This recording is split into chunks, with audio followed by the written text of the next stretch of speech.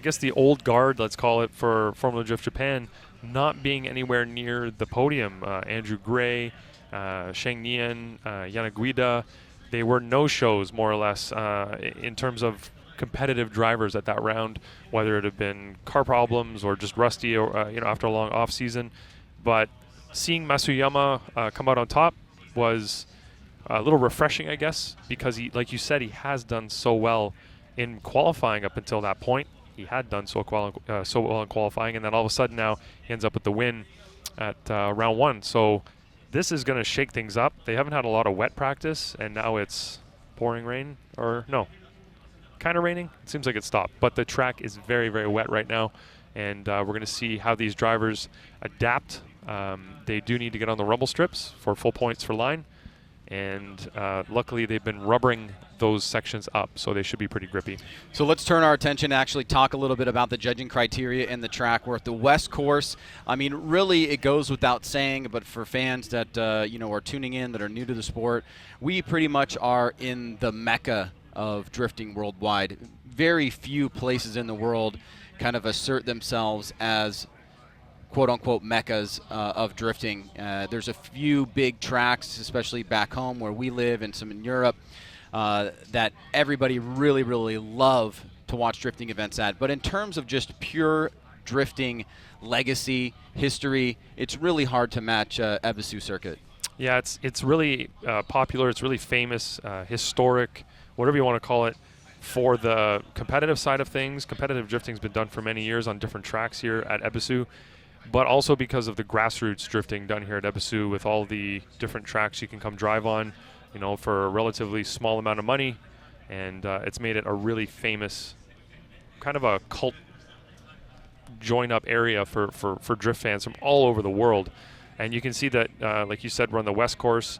We're using part of the short course that they have here, and this is part of the track that they use during the Matsuri festival that they do here. Matsuri, Drift Matsuri, which is essentially a drift festival that they do here 3 times per year, and they use part of this track. They generally come in at ridiculous speeds. The guys end up on that dirt bank over there, roller cars over. We're doing it in a much more of a competitive sense, something that is more attuned to a tandem competition for Formula Drift. We have 5 scored zones here, 3 outside zones and 2 inside clips. And it's very similar to what we had last year, but we did move that inside clip 1 a little bit, so it's causing a little bit of challenge for the drivers now to adapt to that. It should be noted that all of us have been here for a few days. You've actually been here for a few days longer than the rest of us, spending some time actually up here doing some drifting. And there has been a little bit of rain on and off, but since we've been here, it's basically said 80, 90, 100% every single day, and we really haven't gotten that for the competitors during their practice sessions. And just now, literally 5 minutes before we go on air, we're all scrambling to put the screens up, and now the drivers are going to have to deal with their legitimately first real wet conditions of this entire session or this entire weekend so far. We expect that that's what was going to happen, but it didn't really happen up until now. Yeah, the very first session yesterday, Thursday, we have unofficial practice. There are 4 practice groups, and the beginning of the first group, it was a little bit wet, but it dried up very quickly. And then by the time the second, third, and fourth groups came out, it was actually dry, and nobody really had a full session of wet practice so far. Today, like you said, it was 90% rain today. And when does it start raining? Right before qualifying. So they've been practicing in dry conditions. They are kind of attuned to how everything reacts in the dry, and it's going to be a little bit more challenging here now that it's wet. Everybody's going to get a practice lap, of course, before they go out. Is that official now? We're doing a sighting lap. Yeah, we're doing a sighting lap, is from what I heard from the guys over there, and they will need to take advantage of that in every possible way to be able to put down a good qualifying run. So sighting laps, for those that have watched the U.S. series, know that we've done quite a few sighting laps this year. We've had very rainy conditions at pretty much every single event except for the last round in New Jersey. Road Atlanta in particular, we had a lot of sighting laps for both Pro 2 and the Pro Series. And basically what that is the drivers are able to go out and have a non-scored run to check the conditions because they had changed from what they were used to. Now, typically, if they've been practicing in the rain, they won't do that. We'll just get right into the qualifying runs. But in this particular case, because they've had absolutely zero practice in this session in these kind of conditions, they'll let them go out and get a sighting lap in. Exactly. We want these guys to have an opportunity to put down the best run that they possibly can. We're looking for the most qualified driver clearly to get on the top of the qualifying results, and we want to make sure that we get it right. We want to make sure the drivers have the best opportunity to put together the best run they can, and giving them a sighting lap is the ideal way to do that. So while we have some time here, as the rain is kind of pushing us back a little bit, letting all the teams know they may want to change or dial in their setups a little bit differently, let's talk a little bit more in specificity about how the judging criteria might change in these conditions. And also, we saw the track map, but I think it's probably important to point out where you guys have put the decel zones at for this particular course, and just a general overview of what lens you put on when these kind of conditions come into play. When these conditions arise, we don't really change what we're looking for. What we are going to do is end up with lower qualifying scores. We're still looking for precision. We're still looking for the drivers to be smooth, and we're still looking for them to be committed and aggressive throughout the course. But what happens is, for instance, here you can see the start line. They'll drive down, initiate in the beginning of that right-hand bend, and then try to get to outside zone 1. And from outside zone 1 to in clip 1 to outside zone 2, we want them to have a nice arc, smooth arc through there. We want them to get the angle set at outside zone 1, get by inside clip 1 to outside zone 2 without corrections. Now, we're not going to allow them to make more corrections. We're not going to allow them to make have those bobbles and waverings from the vehicle. We just are going to be seeing probably some lower scores because there will be some of those bobbles in there. Of course, we never judge speed. The speeds are going to be lower. In terms of commitment, the drivers can't have the same level of commitment in the wet than they can in the dry. So that would be the main thing that gets adjusted for the style judge, who is Robbie Nishida this round. And you can't come in with the same speed.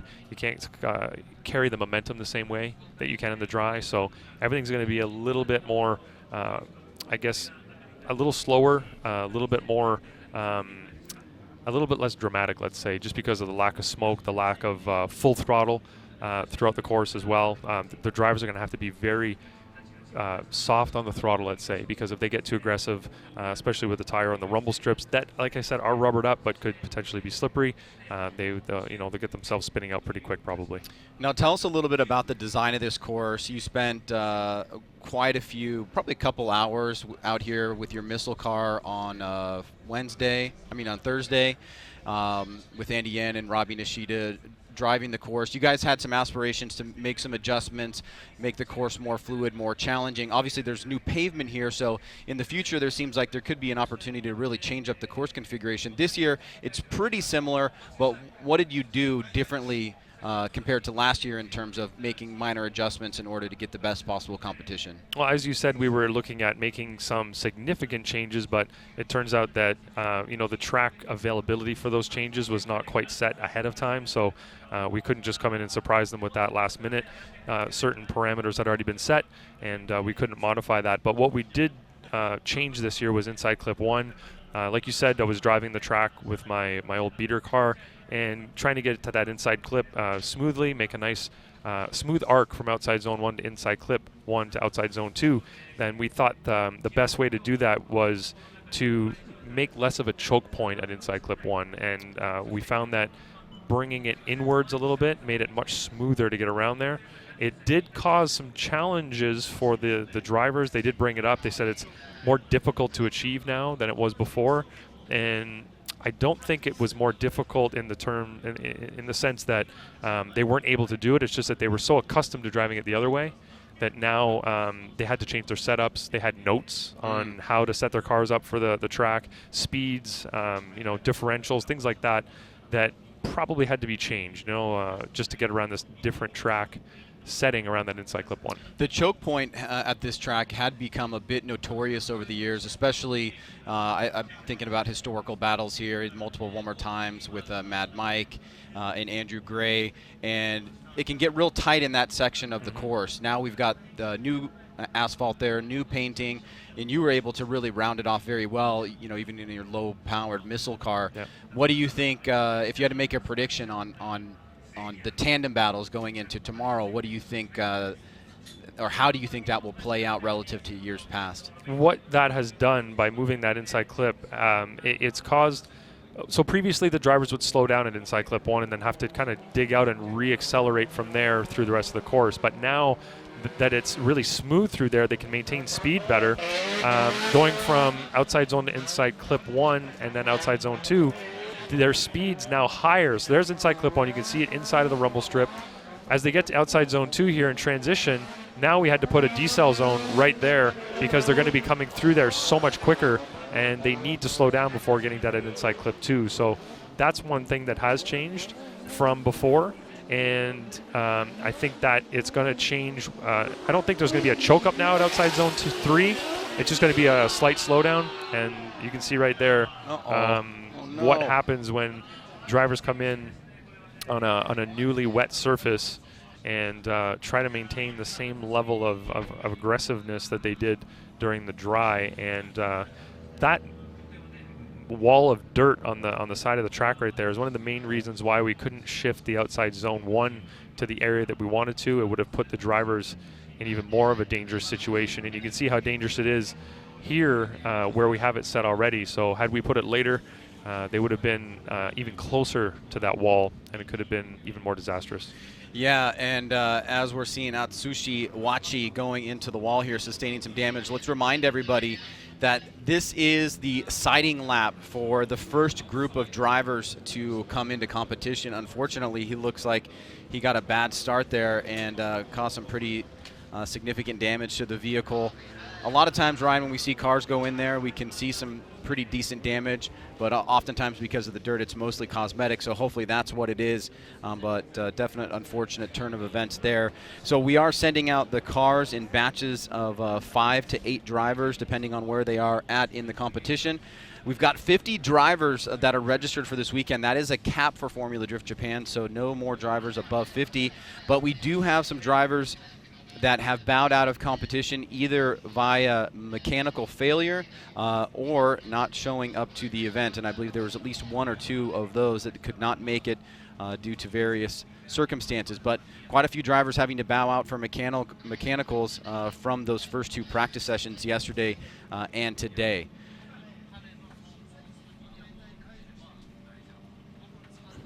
So yeah, right around us now, we are the rain crew is now peeling back our sweat box that we were in, and we are starting to see some sun come out here. Unfortunately, this is a kind of an odd turn of events. We were really ready to go. The sun was shining, and then we got a little cell that came in here and just dumped on us for a second or two, and that's pretty much all it took to make these conditions go from dry, sticky, and fast to slippery and wet, and you're seeing some of the consequence of that right in front of you with Atsushi Wachi going into the wall and now needing to be pulled off of course. As we take a look in the pits, as drivers are trying to figure out the best possible setup here, they do get that 1 sighting lap, and then they will go into their qualifying run, which is pretty much standard crossover procedure from FDUSA Pro and Pro 2 events and FD Japan. FD Japan's pretty much adopted most of the procedures that we have back home for the most part, and so it'll be pretty consistent across the board. And the big concern, of course, with that dirt hill where Wachi just went in is the rollover. For those of you that follow anybody that drives at Ebisu here during some of the Matsuris, a driver like Daigo Saito has rolled over in that area himself, coming in really fast and then overshooting that outside zone 1 area and ending up on that dirt hill. It's happened to quite a few drivers where they've ended up on the roof, and that's something that we're trying to avoid here today. And now you can see that there's going to be a lot of mud dragged onto the track as they drag that car off the course, and that's one of the main concerns we have with that dirt hill. Now we'll see what happens once we get this car off. It's going to be a little bit of a cleanup for him once he gets himself off, and hopefully he can make it up for his qualifying pass. Yeah, and Atsushi Wachi is 1, 2, 3 drivers in, so he does have a little bit of time at least. Actually, you know what? No, we just Yuta Nozawa actually just let us know that he is going to be out of competition, so it is going to be only 2 drivers ahead of Atsushi Wachi before he needs to get up there for his qualifying lap. Of course, he does have his competition timeout and his second run, but I don't imagine that he would use that unless he really felt that it was needed. So we are finishing up here. This is Yoshimi Mori in his siding lap, and you can definitely tell the conditions changing pretty dramatically here. So drivers just getting a quick lap to try to assess the track conditions as best they possibly can. And Ryan, for you, have you driven here when it's been wet? Oh no, yeah, I saw you shotgun a couple days ago, right? Up at North course. Yeah, well, I was driving up at North before that video. Yeah. Because there are new sections of pavement on a lot of the tracks, North course is one of the notorious ones. They replaced the initiation area, I think it was last year, and it was very slippery for a while. You'd come in on the older pavement, which was grippier, and then all of a sudden you'd be on this new slick pavement, and it was really tricky to get the car at angle in a smooth way and not spin out or under initiate, let's say, and then grip up. So it was a tricky little spot up there, but we ended up in the grass at the bottom of the hill down by the hairpin, which was a lot of fun. I was riding along with Fausto Yukio, and we were he was pushing it in his JZX, wanted to show off a little bit. And the brakes did not, he told me he had problems with the brakes prior to that, and it kind of raised its head during our little run, so we ended up in the grass at the bottom. Didn't go off too badly. We were able to drive off, but we had a good little bit of fun up there. It gets foggy, really rainy, really heavy rain, so visibility can get rough, but very exciting. Well, I think that was, I think we have, no, that was our final siding lap. It looks like that Yoshiya Isaki is at the line in the S15. This should be our first qualifying run, hoping that these conditions actually hold, Ryan, but because of the slickness of the track, but also we're not able to fly the drone in the rain, and that's always been a very helpful shot, even in qualifying. It just gives it a completely different perspective, so hopefully that will hold. But we will move on to our very first run of qualifying. As I said, 50 registered drivers. We've got 1, 2, 3, 4, 5, 6, 7 drivers knocked out from practice, either due to mechanicals or other issues. So we are down to 43. 32 are qualifying. And here is Yoshiya Isaki coming down, initiating right between the third and second standing marker. Pretty decent job on that outside zone. He's going to push wide here, it looks like, on that inside clip, but not a bad job there. Oh, and he has a big understeer there, has to pull the angle out. And Ryan, you guys were very specific where the line and angle points are allocated, and specifically with the line, you guys are using the rumble strips as your marker, 5 points in the rumble strip, and then going down either how far off or how deep past the strips you are. Talk about Yoshiya Isaki's first run, and how does this look in the rain here? He did pretty well in the beginning part of outside zone 1, but he left it a little early, and then he had that big straighten right there before outside zone 2. And then he kind of was off of outside zone 3. Did a pretty good job getting close to inside clip 2. So some good, some bad, and we're going to have probably angle-wise a reduced score there for outside zone 2. Now, does that, in these conditions, does that mistake pass the threshold for you as an incomplete, or no? No, I think that might be the one thing we're a little more lenient on is straightens, especially since we went from full dry practice to wet qualifying. So it might just give us a little bit of more leeway, let's say, to look at a straighten and say that it's going to get a deduction, but we're going to let it fly. So it's safe to say that you're more or less judging on a curve? Yeah, I guess something like that. Something-ish. All right, so first run of the books, waiting for the scores to come in from the 3 judging panel. We've got Robbie Nishida, who's also serving commentary for the Japanese live stream when needed. our veteran judge, Andy Yen, who's been around since day one. And I am sitting right next to Ryan Lantain, who is doing double duty here this weekend and every weekend, judging, writing things down, and also giving us some insights, particularly as it pertains to what has been said in the drivers' meetings, which tend to last a pretty long time. Ryan, you guys usually talk for about 15, 20 minutes in English, probably in some, and then have it translated in Japanese. So I always feel they're very informative. You guys really go over that in quite a bit of detail. We try. It's not always easy, but Robbie does a pretty good job. He's without him, I don't know what we'd do. Yes, Robbie Nishida is definitely pulling double and triple duty this weekend. Yes. With driving us around, picking us up, picking up models, commentating, judging, telling us what to do. So it looks like somebody's pushing buttons over here. Yep.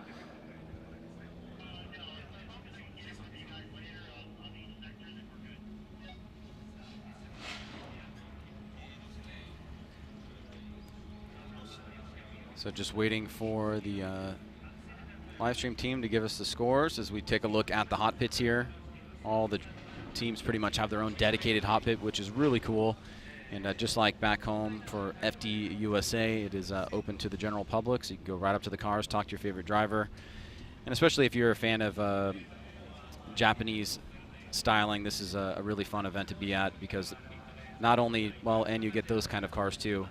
Not only do you get some of the really cool four-door sedans and the classics, the S15s, this track venue location, 71 for Yoshiya Isaki, literally has many, many hundreds of vehicles on site, on presence, that are either owned by individuals or up at Andrew's shop. I mean, Yep. It's really incredible. It is.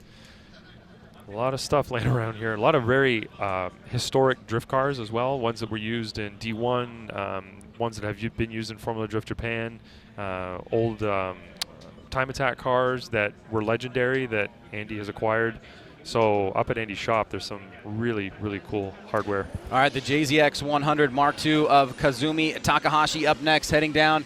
Gets that initiation right past the second standing cone.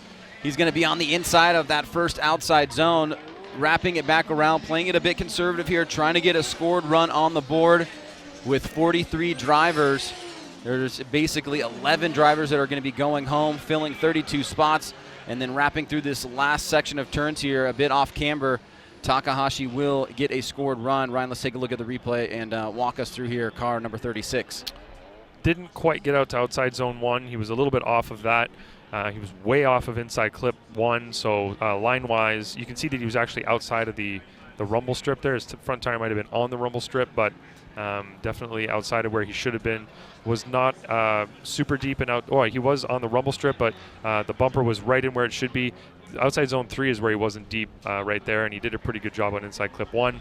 Car had a couple of little bobbles, but it's I guess to be expected in this like a drive they're not really knowing what to expect, since they've only got one little practice lap in.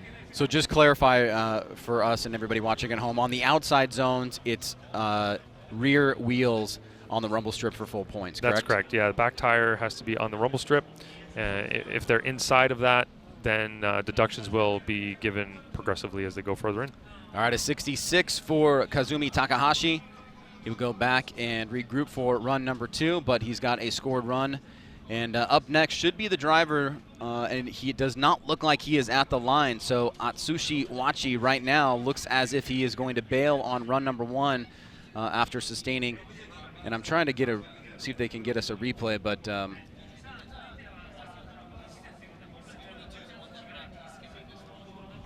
is there a way? Are they going to show a replay of that so we can talk about it or no? I don't think they are. Okay. Okay, yeah, I was asking for a replay for it. Anybody that wanted to see that, but Robbie's shaking his head at me no. But if you missed it, Atsushi Wachi went into the dirt wall right past outside zone number 1, damaged his vehicle. He let us know that he's skipping run number 1. So here is Yoshimi Mori in the S15 Sylvia coming down the front straight. Pretty good amount of speed there. Gets that initiation, big angle, oh boy. And he's gonna, It did look like his speed was maybe a little bit overzealous there, but a good save nonetheless, and you can see the mud that is being brought back out on the course from the dirt that has come down off of that wall. Ryan, let's take a look here. What happened? Looks like he got a bit too much angle after initiation. Well, you called it. As he was coming down to initiation, he was going too fast. Wasn't able to keep the car on the track, did a nice 360, and only touched that dirt hill on the side, so that could have been way worse. But what's not great is how much mud he dragged on the track. But I guess that's going to happen. All right, so he will be served an incomplete on run number 1.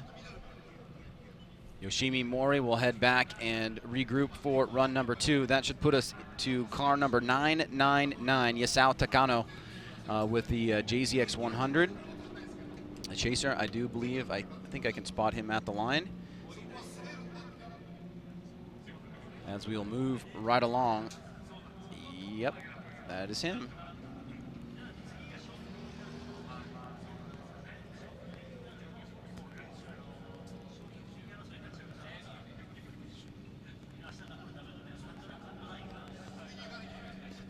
Yasao Takano, the JZX 100, running Federal tires here. Many different tire manufacturers in Formula Drift Japan. I think at last count it was something like 11. And so a lot of variance in the tire competition. Gets that initiation right at the second standing cone. He's way on the inside here, and it looks like he might get choked up at inside clip 1. He does really, really offline, Ryan. Not getting into outside zone number 1. And this is definitely not a quote-unquote chaseable lead, but in these conditions, definitely very challenging there for him.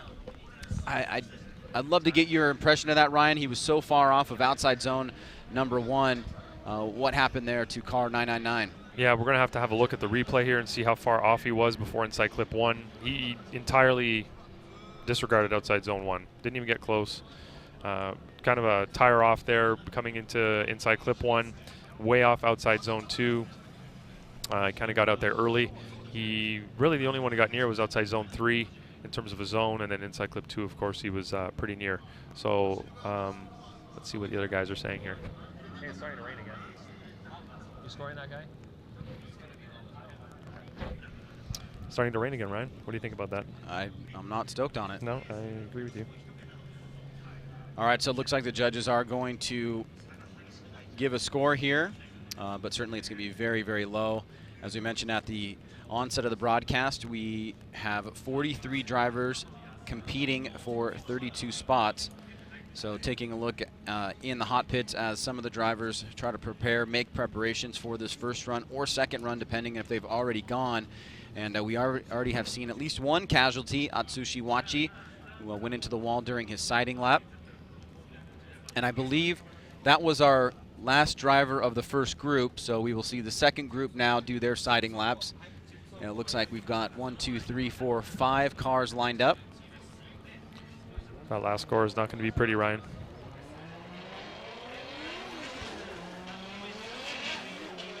So in this group, we've got Manki Ito, Koji Kitagawa, Nobushige Kumokubo, who we saw at Suzuka, does make it out to a round or 2 a year, so that's really cool. And then I think we have car number 777, Sunji Cho, in the one of 2 or 3 RX-7s here this weekend. And there's Sunji.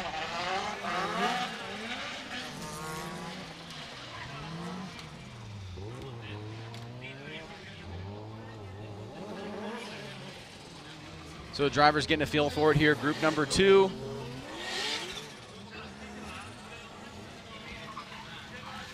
There's Sunji. I wouldn't want to be thrown into these conditions like this. This is No. not an easy task for these guys. So maybe hard for you guys to see at home. Obviously, you can tell that the course is wet. It had stopped raining. We are seeing a little bit of a sprinkle come down now, Ryan. So certainly that's not going to make things easier for these groups. You can see right there, Katsuhiro Ueo had a great event in Suzuka Twin. Really came out. Car was extremely fast and showed some real prowess getting that third place position. So a bit of a mix-up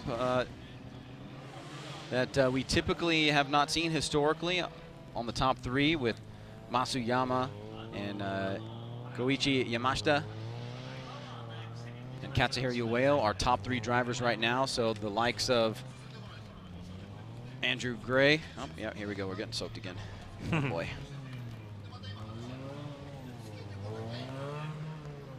Yeah.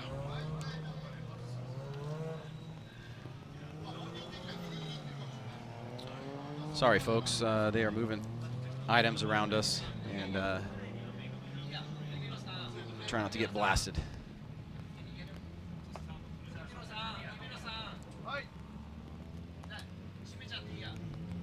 Yeah, we're gonna have to get these sides down, as you can see the rain coming more aggressively now. This is not gonna get any better.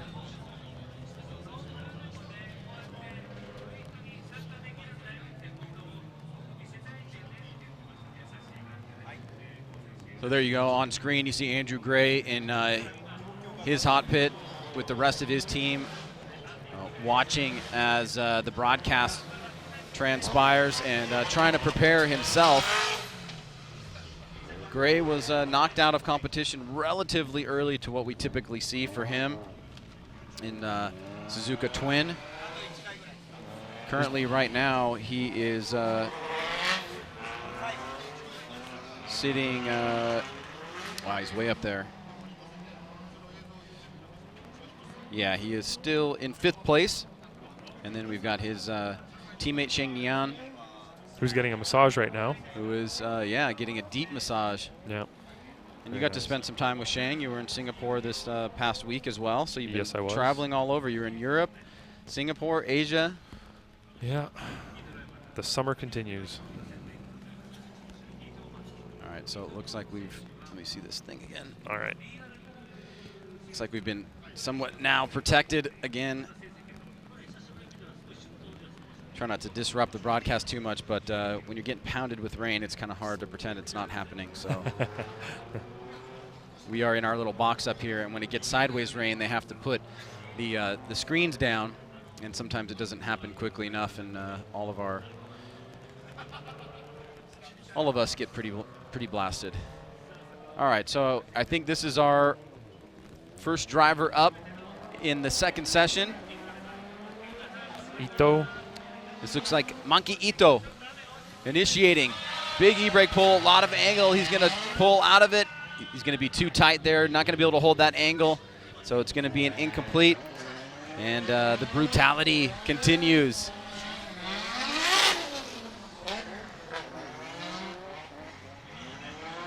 As we are seeing some spotty areas in the surrounding clouds, but right here in this valley right now, we're getting poured on pretty strongly. And we've seen a few scored runs, Ryan, but also one crash and 2 incomplete so far.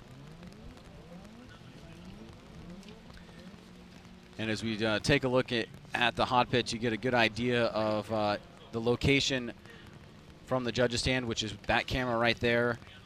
And now making it official, Monkey Ito will get that incomplete for run number 1. Oh boy.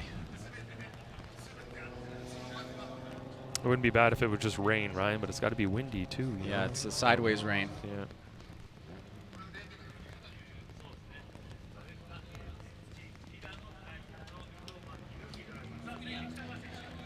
Koji Kitagawa, FD3S RX-7, car number 654, our next driver up.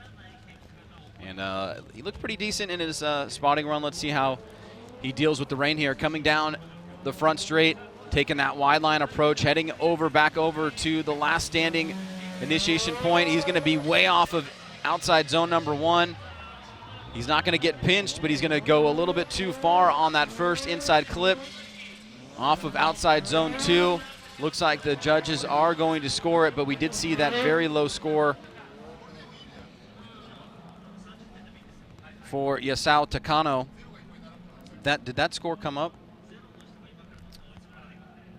Yeah, he hit a 40. 40, okay. Yes, sir. Take us through this run, Ryan, here as Yeah, pretty conservative initiation, pretty slow to angle, but understandable in these conditions. Missed outside zone 1, long handbrake pull, way off of inside clip 1. A bit of a stall up there just after that, and not on the rumble strip for outside zone 1 or sorry, 2 or 3, and relatively close to inside clip 2, and finished pretty strong actually. Good finish, but missed a few opportunities within the course. Well, not a lot to get excited about so far, but drivers definitely dealing with tough conditions here as we wait for the scores to come in. I'm sure it's going to be like this off and on for the remainder of the qualifying session. Hopefully we'll get some dry conditions here and there, but certainly going to be wet for the foreseeable future, even with the rain kind of pausing and going. Here it is. Koji Kitagawa 52, so he will log a score. It'll be a low one. And up next, Nobushige Kumokubo. Everybody that's involved in drifting should know this legend of the motorsport. Track owner here, and a man of many talents. Team Orange Chief. Pizza maker. Pizza maker. We bugged him for pizza this weekend, and he said, "We're gonna get it." Oh, he said, "I'm driving. I can't. I don't have time," and I'm very disappointed. So he's got to be familiar with this track as anybody, and is able to hold pretty good angle just on the inside of outside zone number 1, but not really phased here. This is probably the best run we've seen so far. You can definitely see the skill and talent coming out here in these very challenging conditions. Massive amount of wheel speed being generated in these wet conditions, but he's going to fly through that last inside clip for the best run of the day so far for my money. And Ryan, walk us through it here. How did he deal with those challenging wet conditions? That was pretty impressive, Ryan, especially seeing how everybody else has been doing. He was able to maintain momentum. He was able to drive in an aggressive fashion and get the car to angle. Very few corrections, as you can see. Just some slight wavering there, but really in these conditions, nothing to be too concerned about. Gets out on the rumble strip for outside zone 2. Pretty good job on outside zone 3 there. That is a decel zone, so you see a handbrake pull, but that is kind of expected in that area, even in these wet conditions. So not too bad from him. That's, like you said, definitely the most impressive run we've had yet. Well, and that'll put him in the number 1 spot. Typically wouldn't see that for a 76, but seeing the curve kind of come into play here, the legend of Nobushige Kumokubo logs our first 76 run of the day. And we will move on to our next driver and see how car number 777 deals. Sunju Cho. Our lone Korean drifter. Is that right? Okay. Heading through the chicane. He did spin out on his siding lap. Looks like he's kind of holding it together here, but struggling. Oh, and he does bring the car to 0 angle for a second. Now he's going to stop, and I think that's going to be too much for you guys. Yes. And that will be an incomplete on run number 1 for him.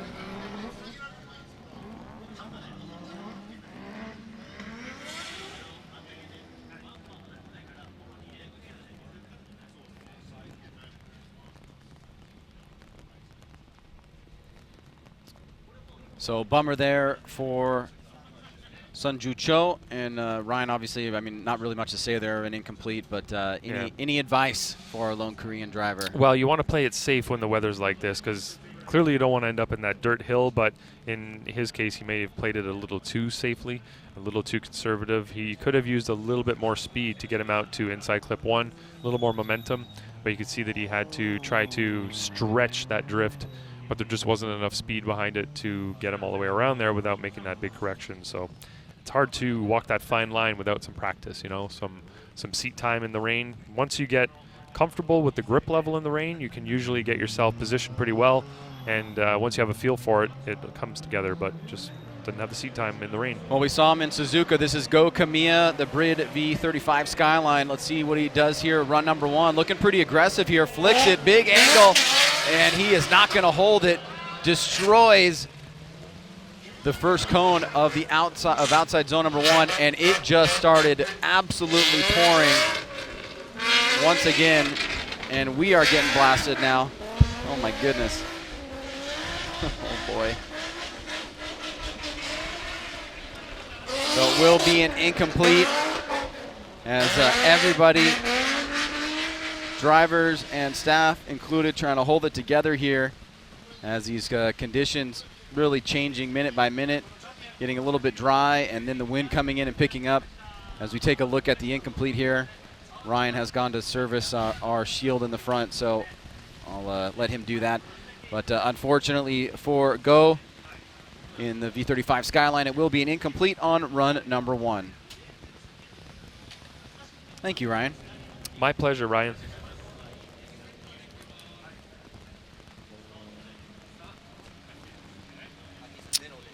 Zero height. Zero. Sendo.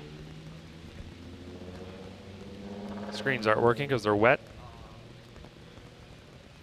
Yes. The weather does cause some troubles, doesn't it, Ryan? Yep. Yep.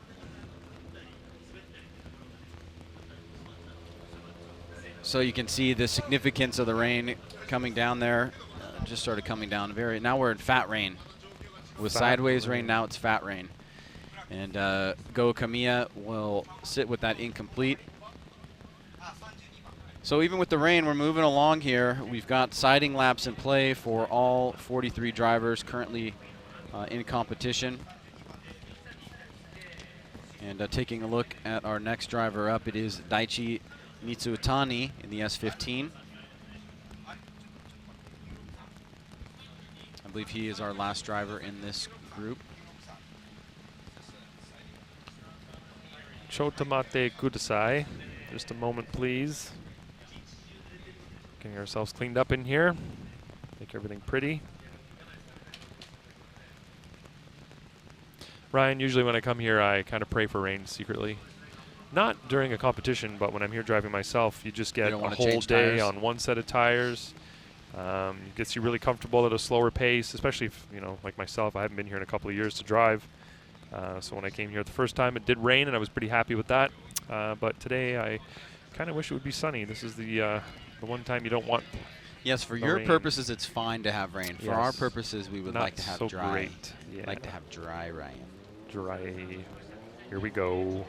Daichi Mizutani, first run out, heavy rain coming down, trying to deal with it. Looks like he's coming in with a pretty good amount of momentum, but he's keeping angle in the car. Oh, no! Oh, Spinzo. Yeah, right as he got on the painted rumble strip, it looked like he was going to hold it, but not able to. And so yet another incomplete here as we make our way down. And Ryan, was it the rumble strip and the paint that caused that, or was it just a little bit too much angle there in the rain? Well, it could have been too much speed. It could have been a combination of a few different things.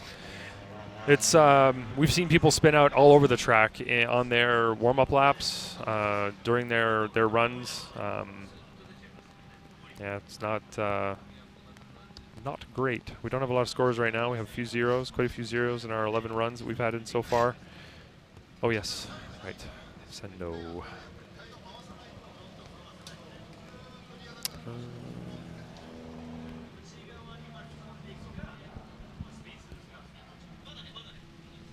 So making it official there for Daichi Mizutani. Our next driver up should be, I think, the first driver of our next sighting group. Yep. Yes. Yusuke Kusaba.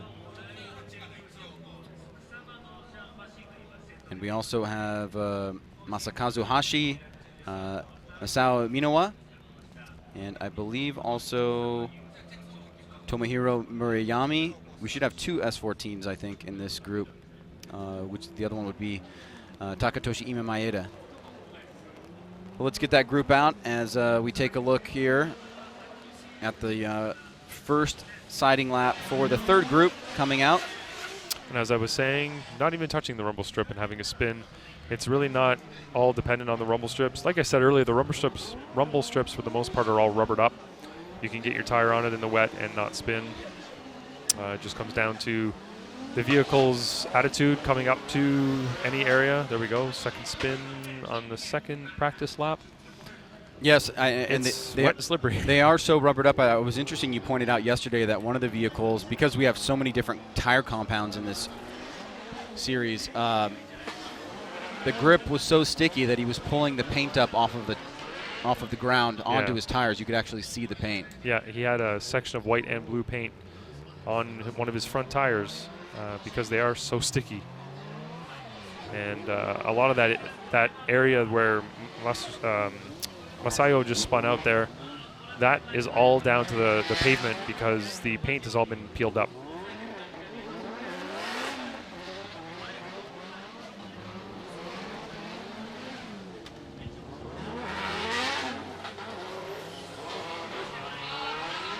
Oh boy. So he got up into the dirt. Oh boy. Should be okay though. Looks like he just went in lightly sideways, so if he's not stuck, he might be stuck actually. That is Takatoshi Ima Maeda. That was our last driver in the group, so it looks like he is no problem. Just a little muddy. Yeah, that's all right. Just throw it out all over the track. And there's a, man, this is crazy.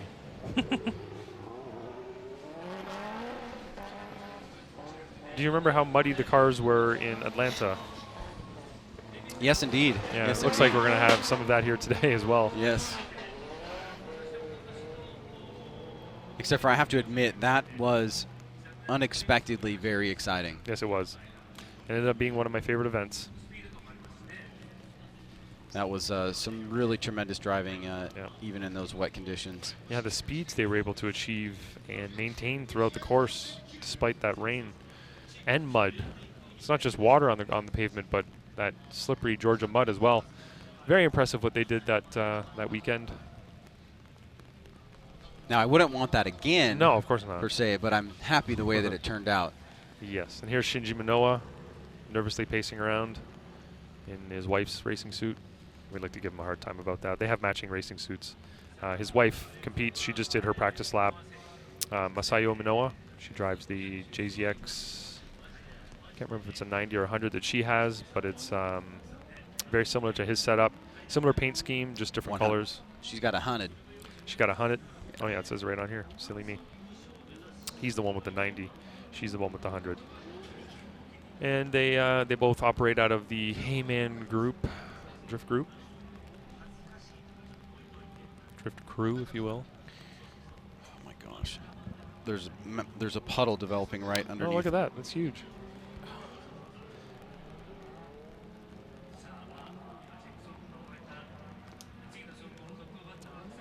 All right, so Yusuke Kusaba, our first driver up, the ZN686, and you can see Minoa on the radio with his wife. He's currently just sitting outside the top 10. He looks like he maybe does the morning news with that little headset that he has on there. Indeed.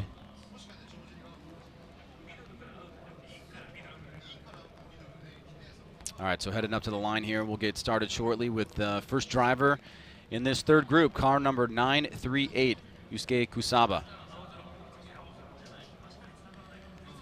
One of a handful of drivers running on the Bridgestones. Tires such a important factor in drifting back home, but here it is taking on a life of its own. So many different compounds, and people really trying to out-engineer each other, which has made it kind of fascinating to watch. And I've seen a few rain tires out there, so let's see how Yusuke, same thing as his siding lap, and unfortunately it's going to be our fourth incomplete in a row, so bummer for him. And the siding lap unfortunately repeated itself.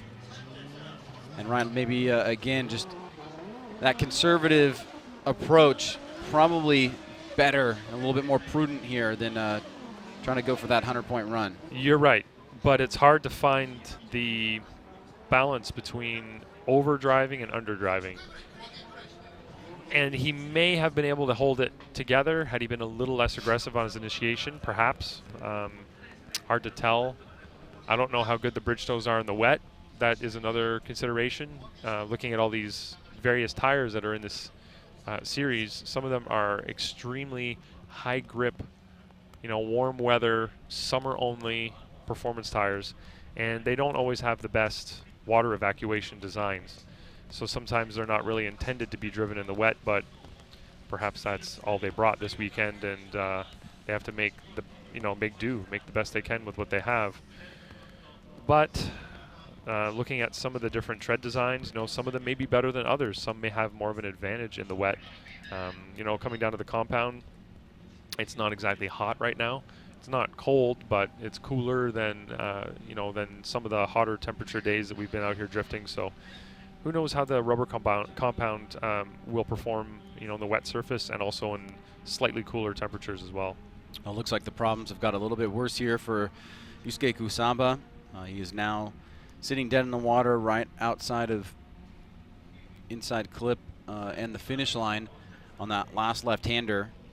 So not sure exactly what's going on, but it looks like he may need to get towed off.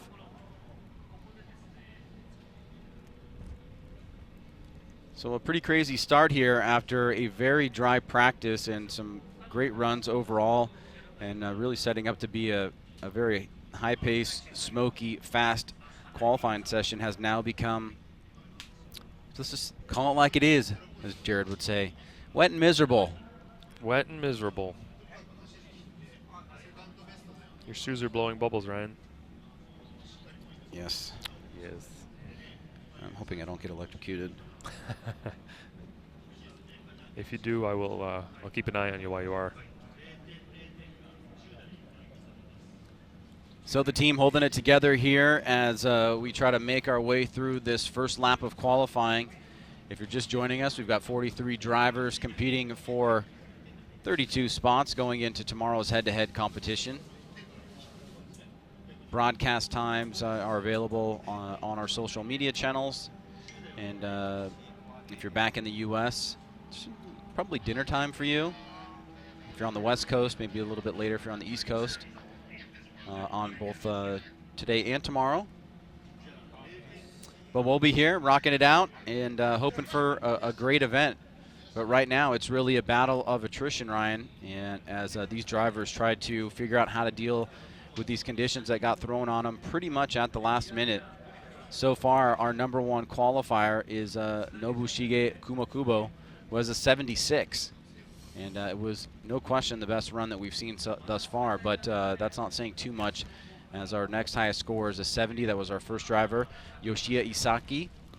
And outside of that, we've got a bunch of incompletes and NAs, one in particular from car number 22, Atsushi Wachi, who went into the dirt wall pretty hard, sustained some damage to his vehicle that he had to skip out on run number 1.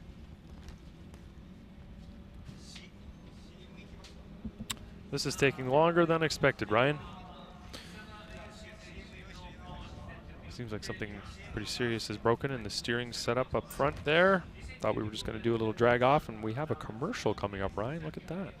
All right, so we'll take a quick commercial break, and we will get Yusuke Kusaba off and come right back, finish up the first run of qualifying here with quite a few drivers left to go. We'll be right back.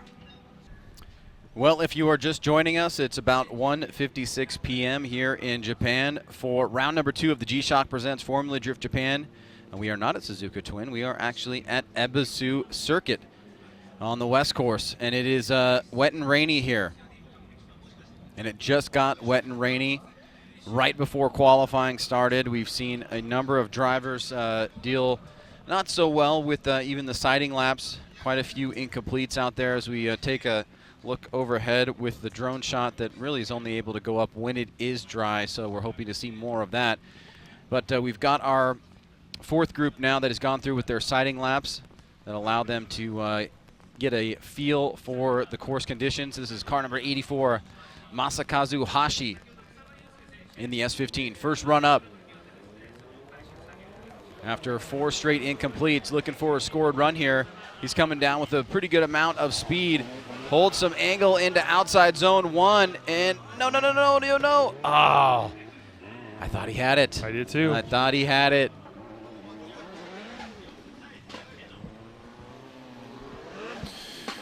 It's not easy being green, Ryan. So, Ryan, it'll be another incomplete, but just give us some insight there. What happened? Looked like he was carrying good momentum, took a bit of a risk. Seemed like he was going to make it out of outside zone 1. He more or less did, but then... yeah, he made it over outside zone 1, actually. Yeah. It's just slippery out there. We've seen drivers spin all over the place. It's inconsistent. There's mud on the track now. Not making it easy. it's unfortunate for everybody involved. Had we done qualifying when practice was, would have been all set, Ryan. Would have been how awesome. Did we know? It would have been awesome. Would have been awesome. So 5 rounds in the Formula Drift Japan Championship. Up next, we head to Fuji, and we finish up the season at Okiabuki and Okayama.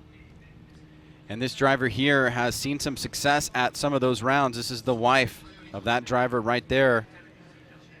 She is Masao Minowa in the JZX 100 Chaser. Looking to get a score on the board here. This may be a good opportunity for her. She's a veteran driver and should be used to these conditions. Let's see how she handles it. Looks like she's managing speed well. Initiates on the inside here. She's going to miss outside zone number 1. Is keeping a little bit of angle in the car. She reaches through that inside clip. Oh, and she unwinds it a little bit, but it looks like the judges are writing down some scores, and now we are getting a little bit of head shaking there. Maybe that was 2 big mistakes and too much to overcome. But she did not spin, as we've seen, and come to an abrupt stop. But Ryan, give us some insight. What are you guys talking about over there? Yeah, we could have forgiven the first one, but the second big straighten is unfortunately going to have to be an incomplete. All right, so bummer there for Masao Minowa. Unfortunately, she will have that incomplete.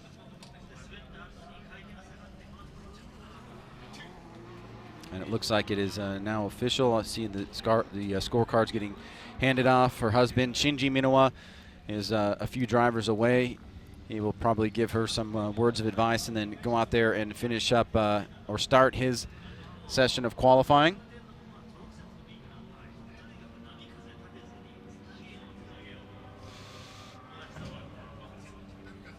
All right, our next driver up, Tomohiro Murayama. Running Dunlops, he's got the S14, and he has been given the green light to go here at Ebisu West Circuit. Heading through the chicane, down the front straight, midline, snaps it over. He's getting out to outside zone 1, just right on that line, holding it so far. Looks pretty good here. Navigating the rain pretty well and still getting out to outside zone 2. Relatively smooth to outside zone 3, and looks like if he can survive this last off-camber corner, he's going to have a very nice scored run, Ryan. And that was well executed, all things considered, dealing with the rain from Tomohiro Murayama. Yeah, good job from him. This is, for all the zeros we had, 6 of them in a row, this is proving that it can be done. He got right on the rumble strip there, did a great job of getting the car to angle smoothly, not a lot of corrections, a couple of little areas where the angle was slightly lower than it should have been, but overall did a great job through this run. Really proved that it can be done at a pretty high level. All right, so after 6 consecutive incompletes, we will get a scored run on the board. This will be the first scored run since Nobushige Kumokubo had that 76. He currently sits on top of the leaderboard in the number 1 position, and he will have a 74, so he's going to stand right next to Kumokubo, and that'll definitely be a keeper for him if these conditions hold. As we make our way almost halfway through the driver pool. Our next driver up should be, and it is, number 145, Takatoshi Imamaeda in the S15. We saw him go off course at outside zone 1 during his spotting lap. Let's see what he can do here when it really matters. Leaving the chicane. Slow roll approach here. Just gets initiated into outside zone number 1. And as he got back on the throttle through inside clip 1, the back end washes out, and he will be yet another victim of this very wet course here. Ryan, it was a slow approach for him. It seemed like he was relatively tentative, trying to keep it very conservative, but unfortunately inside clip 1 got him. Yes, I believe he was probably a little shy after his spin into the dirt, that dirt wall on on his warm-up lap before run 1. And he played it very conservatively, as opposed to letting the momentum of the car carry him around inside clip 1. He got on the throttle.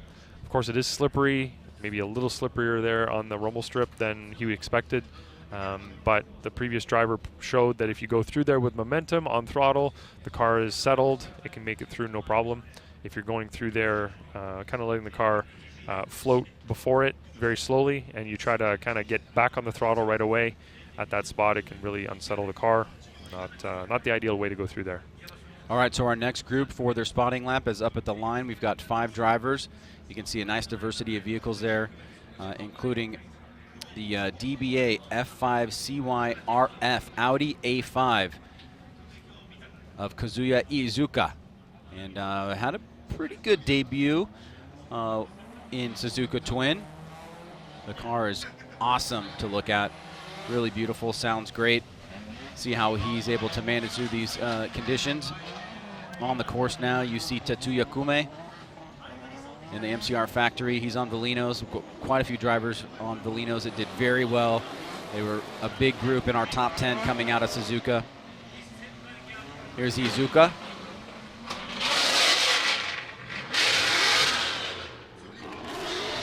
And you can see and hear why this car has become very popular. Hoping for a good performance here at Ebisu.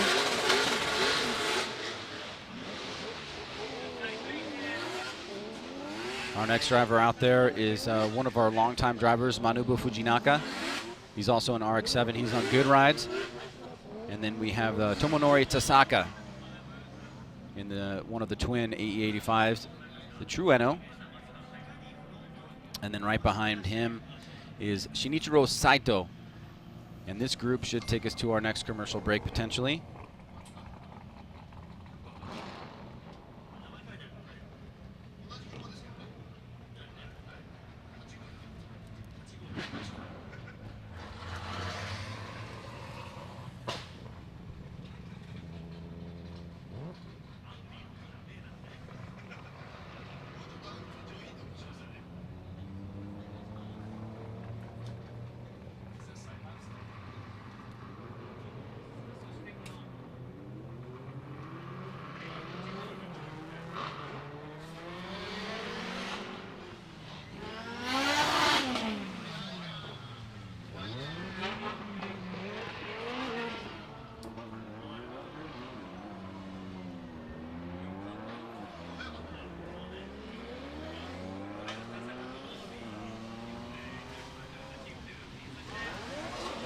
So as the last 2 drivers exit stage left, they will head back around to the start line, get ready for their run.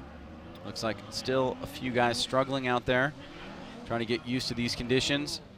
And you can see various areas where there is a variable surface grip changes that happen. No real standing water, but we do have areas where it tends to be a little bit slicker. And certainly that'll come into play.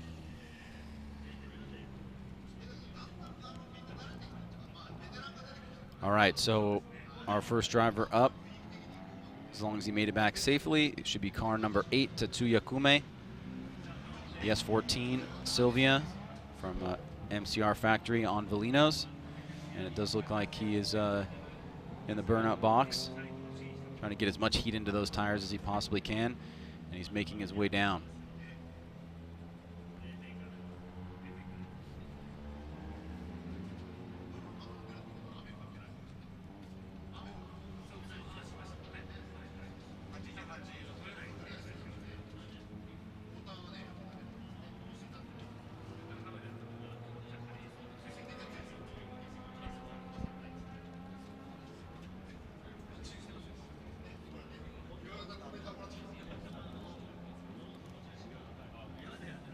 Waiting for the thumbs up from Kume, and we will be underway.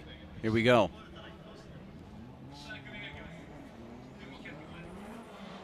Get through that chicane pretty aggressively. Middle of the course, snaps it. Nice initiation given the rain. Great job navigating to outside zone 1. Feathering the e-brake, but getting through inside clip. Good momentum. Oh, he unwinds it there. And he does drop a tire, goes a little bit wide at outside zone 2, back around to outside zone 3, coming up a little bit short here. It looks like I'm seeing pens from all 3 judges, so it looks like it will be a scored run. And we have seen quite a few mistakes after inside clip 1, but it looks like he will get a score on the board. Ryan, what happened here with Tetsuya Kume? Didn't do too bad of a job on outside zone 1. Got the tire out there on the rumble strip slightly. Didn't fill it entirely, but wider than a lot of the other drivers. Got on that 3rd hash mark at inside clip 1. Unwound the car there a little bit, but got back and missed outside zone number 2. Didn't get wide to 3, but did all right on inside clip number 2.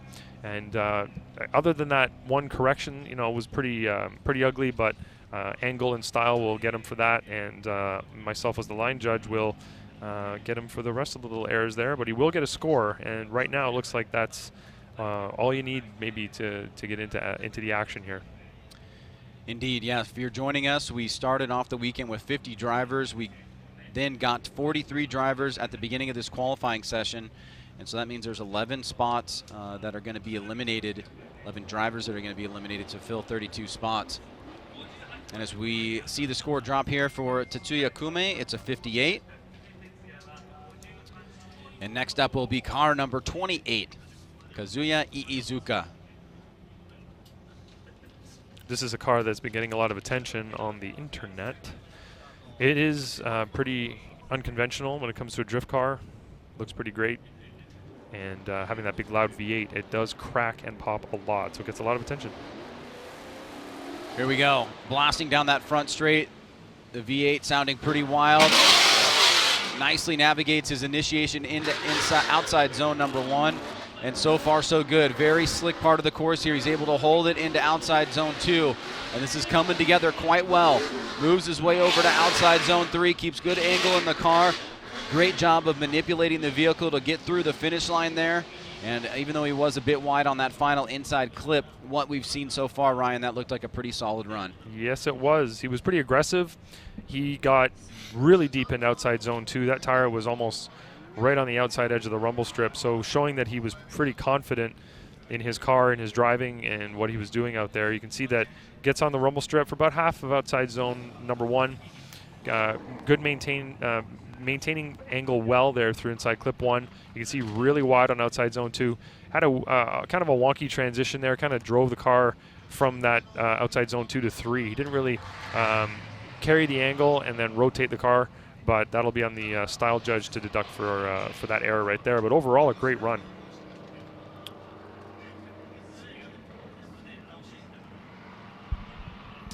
All right, so starting to pick up the pace here. Still wet and rainy, a bit muddy in certain areas. A few drivers going off. We're about halfway through the driver pool now with Kazuya Iizuka dropping his score. It will be a scored run, and it should be a good one.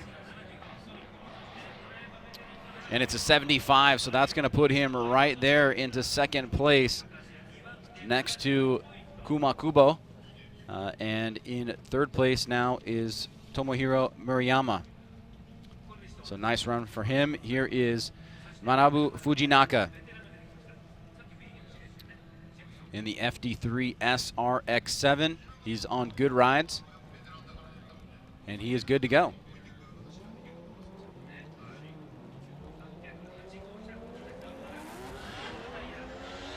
Opting for that midline approach, snaps it right at that third standing cone. He's going to come off outside zone 1 a little bit early, but trying to hold it together here as he pushes wide at inside clip 1. Good angle. He's going to drop a tire, take out those 2 standing cones that designate the start and stop point of that second outside zone. A bit wild there, but still able to hold it together, and no question it'll be a scored run. So Ryan, here, what are some of the takeaways here from Manabu Fujinaka? He managed to stay at angle throughout the course. He got a score on the board, but was not the most accurate. He wasn't very precise here. You can see over the line there at outside zone 1, and then pulls out quite a bit early. Way, way wide on inside clip 1. Too deep on outside zone 2 through the entirety of that zone. Missed outside zone 3 and was off of inside clip number 2. So really not accurate, but drifted through the entire course. Will get a score and can presumably try to clean it up for run number 2. All right, so car number 808, Manabu Fujinaka, gets a 68, a respectable score, relatively speaking, for what we've seen so far. And we'll move right along to our next driver, car 333, Tomonori Tasaka, in the AE85 Trueno. 1 of 2 on this team. Let's see how he does here on run number 1.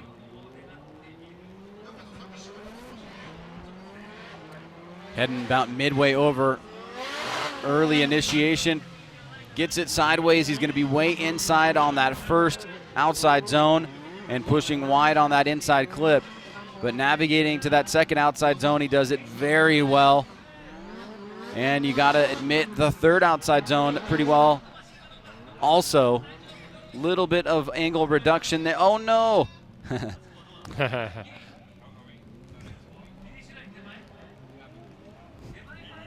Let's watch the replay, Ryan. Yeah. We're all kind of snickering here because spinning after the finish line has become a hot topic back in the U.S. So, Ryan, just walk us through here what you saw. Yeah, you're right on the outside zone 1. He was quite a few feet off of that zone, but managed to do a nice smooth arc past it. Did an okay job on outside zone number 2. You can see there actually got the tire right on the rumble strip. Left 3 a little bit early, got by that inside clip, and then got a little aggressive on the throttle and got one tire in the dirt. Spun the car after the finish line, so we're going to have to discuss this over here.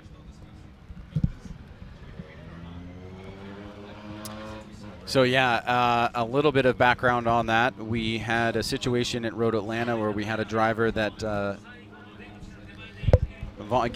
Gucci versus Vaughn Gittin Jr., where a lot of people felt that the Gittin quote-unquote spin that happened past the finish line should not count. Some people thought that it should count, and they implemented a rule going into New Jersey that if you spin anywhere on the course, that'll be counted as a 0, with one exception and one exception only, and that is for the chase driver, in the case of the chase driver. The chase driver can still be zeroed out. It's just not an automatic 0. Not an automatic, right. Situational, right? Yep.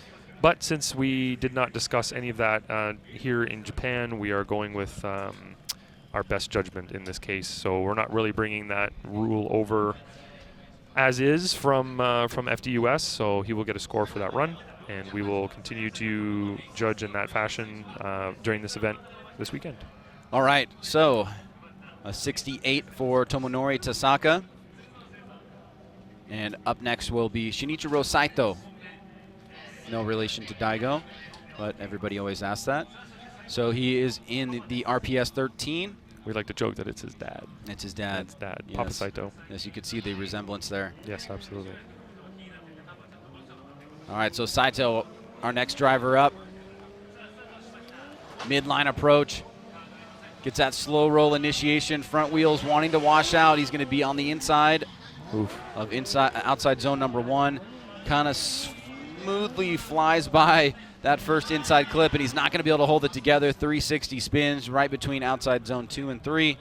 And from what we've seen, that will be an incomplete pretty clearly. Yeah, that was not much of an initiation. He kind of just drove by the clip, or sorry, the beginning of the zone.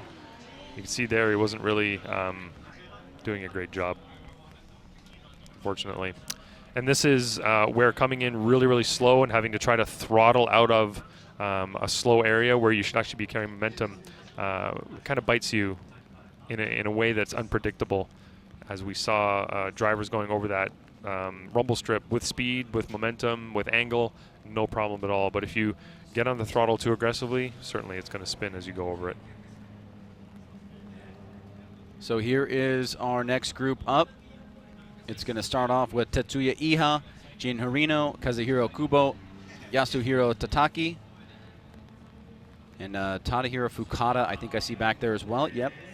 So that will be our next set of 5 drivers.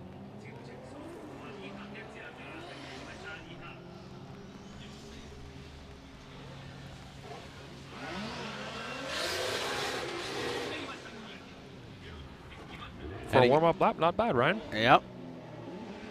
Got around there, had some corrections on the handbrake, trying to drag it out, but managed to get through. So that'll be a confidence-inspiring practice run. Yeah, that was a pretty solid effort there as well on outside zone 1. Got through outside zone 1 pretty well.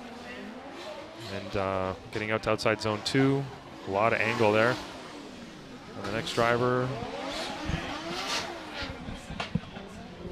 yeah, managing to pull it together. This group's doing pretty well so far in terms of a warm-up lap that is meant to feel out the track and the grip level. They're actually completing the course and getting through the zones without straightening. And right now we just got a couple of cones being picked up so that the next set of drivers coming through for their warm-up lap will know exactly where it is they're going and what they're aiming for. So we're past that halfway point now, where we are seeing some of the higher-ranked drivers, some of the veterans out on the track for their qualifying run.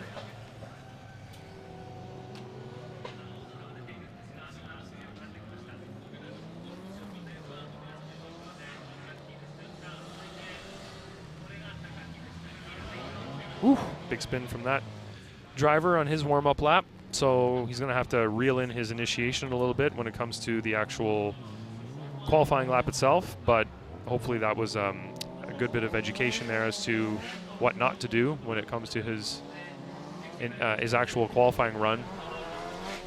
Fukada here coming through in his JZX. Very good job.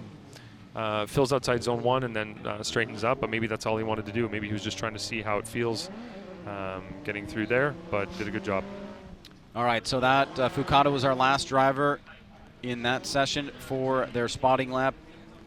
And all drivers now headed back to the start line to start this next session here. Once we get to the next group, we will be approaching on the top 10 drivers. And currently right now, we've got a high score of a 76. That is our high score so far, with the 75 in second place by Kazuya Iizuka. And we've got a 74 from Tomohiro Murayama, car number 14. And up next is car number 18, Tetsuya Iha, in the Crown. Pretty dope looking vehicle as he awaits for the ready signal. Looked like he had a pretty solid siding lap.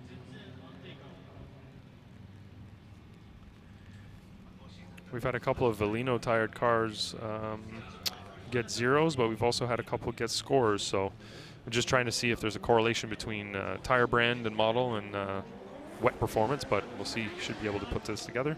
Midline approach here for Iha. Nice conservative initiation. He gets a bit deep into outside zone 1. He does keep angling the car. This is a scary part right here through inside clip 1. He's going to push wide. Drop a tire on outside zone number 2. Oh, and he's not able to make the transition over to outside zone 3. It sounded like he missed a gear there. Yes, it did. And unfortunately, a scored run turns into an incomplete. So that is a bit of a bummer for him, as it looked like he made it through the treacherous parts of the course, Ryan. Yes, you're right. That would be considered the easier part of the track there, from outside zone 2 to 3 down to inside clip 2. But unfortunately, either a misshift or hopefully nothing broken. But definitely could have put that together and continued through had it not been for that issue. He did not the best execution on outside zone 1, but he got through it. Dropped the tire on the outside, left it early, but he still would have received a score for this run had it not been for that major straightening through that area. All right, so a bummer there for Tetsuya Iha. It is now going to be Jin Orino up next in the S15 Silvia on good rides. Looks like he's heading to the line.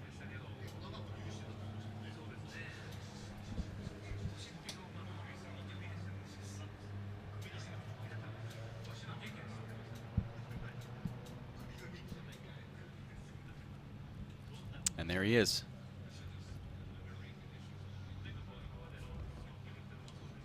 Seen some really strong moments from him over the past couple years competing in Formula Drift Japan. Let's see how he can manage this wet course here. Aggressively gets through the chicane. Midline approach, snaps it back the other way around. Big angle there, and this is looking good so far. He goes a little bit deep into that zone, but I like the aggression. He's still able to pull it off.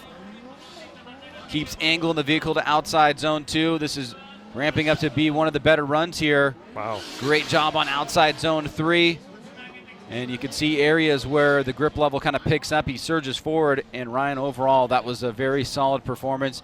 He had aggression in his initiation on his approach, and was able to get through there without too many big mistakes.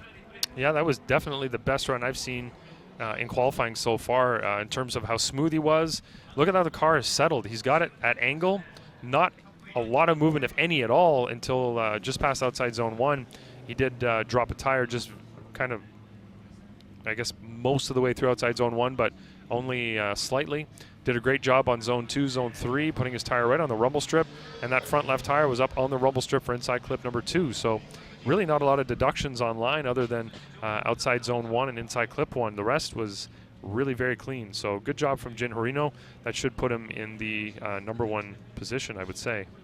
So Ryan giving a score of confidence to Jin Harino, and it does follow through from the other judges, an 82. That is your first score in the 80s, and that will put him into the number 1 spot. So a great job by Jin Harino in that Topps S15 Sylvia. So he's got definitely some nice breathing room here, but as we move down the lineup, we will definitely see some killers head to the starting line. Up next is car number 58, Kazuhiro Kubo in the S13 Sylvia. And he is off. Also running Velinos. Let's see how he does here with the grip. Midline approach, snaps it back around. Good aggressive flick. He's going to get just a little bit short of outside zone 1 through that inside clip. Oh, no. He's trying to push out to outside zone 2, but short there. So short on the first 2 outside zones, better on outside zone 3. And as long as he can navigate through this inside clip and the finish line, which he does, he will get a scored run. Not as clean as Jin Harino's run, but proving that this track can be completed with aggressiveness. You can see that he's at angle, a little bit of wavering there from the front wheels. Was a little bit off of outside zone 1.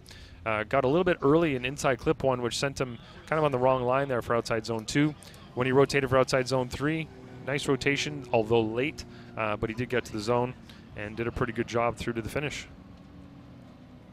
All right, so starting to see some drivers that have a bit more confidence and maybe a little bit more experience in these conditions as we start to see some high scores falling. It looks like Jin Harino, who is leading the way now at 82. It may be short-lived with some of the other drivers coming up, but certainly for Kazuhiro Kubo, it should be a good scored run. I don't think it'll be the number 1, but it's a 77, so still a very respectable score that would have put him into first place prior to Jin Harino. And that is definitely a run to be proud of and also to build on for run number 2. So Yasuhiro Takaki. He did spin in his warm-up lap, so the pressure's on for him right now. He is on the Acceleras. We'll see how his grip levels are managed here in run number 1. He's been given the sign. Through the chicane, also taking that midline approach. Slow roll initiation, pushing out too much angle, and it's going to be a double spin. That is what happened in the siding lap. It happens here in the lap that counts. And Ryan, you mentioned that he spun, I think, pretty much in the same location there, so not able to get through there on the lap that counts. Unfortunately for him, just couldn't maintain that angle to get through there, tap that outside zone marker. But didn't get in the dirt, didn't damage his car, so he's ready to try again on his second lap with a car that's intact. So at least there's that.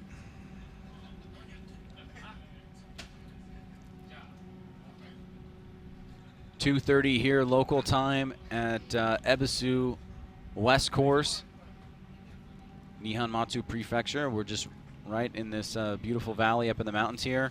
Making it official, Yasuhiro Takaki will receive a 0 for that spin, and we'll be moving on to our next driver. The last driver in this group here, Tadahiro Fukada.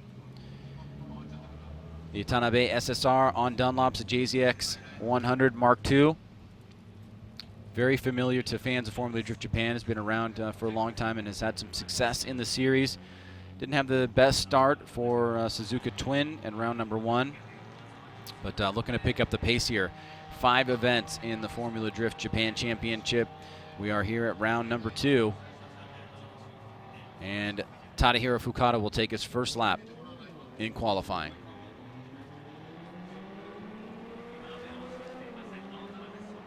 Midline approach, he's going to take it over to the left and initiate right at that last standing cone. The front wanted to wash out there, and he is surprisingly not able to hold that angle there. It looked a little bit wonky when he initiated, seemed a little bit tentative. The front looked like it wanted to wash out, but then as he brought the car to angle, Ryan, he just was not able to hold it, and he will receive an incomplete. Yeah, he came in very slow, very, very conservative, and looked like he just couldn't get the car to angle. You can see there he straightened and then got a little aggressive and couldn't hold the angle at all, ended up spinning. So what I've seen so far, what we've seen so far, is drivers that are threading that needle. You know, they're walking the fine line between being too aggressive and not aggressive enough, and they're able to get through the course. If you're too aggressive, clearly you're going to spin and go off course. And if you're not aggressive enough, you don't have the momentum to get through, you end up getting on the throttle too aggressively and spinning out. So it's trying to find that fine balance between too much and not enough, and that was not enough, unfortunately. So let's introduce our next group of drivers, the next 5. Kenji Yamada, Shoya Saito, Shang Nien, Yuichi Yamagai, and Daisuke Hara are the next 5 drivers up to take their spotting laps.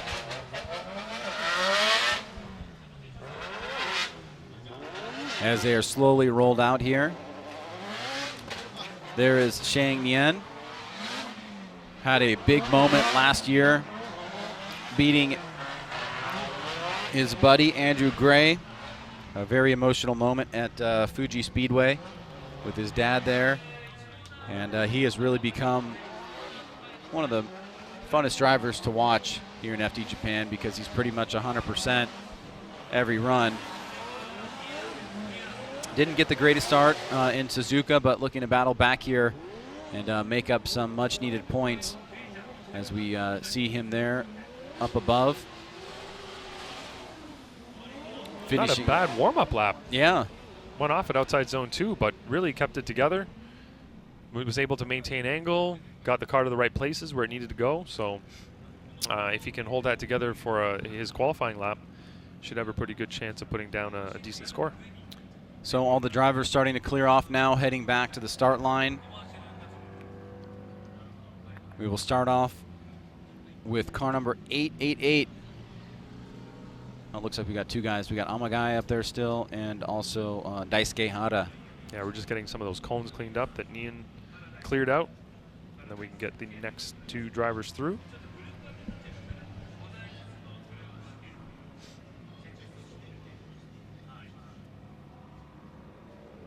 So this group is 4 S15s and 1 JZX 100. Nice cars that we all get really excited over in America, in North America. And here it's full of them. R34s, S15s, JZX 100s, JZX 90s. A couple of Supras. We have 4 RX7s, I think, competing this round, which I don't think we've seen ever in FD Japan. 4 FD3S RX7s, which is pretty cool, all with rotaries.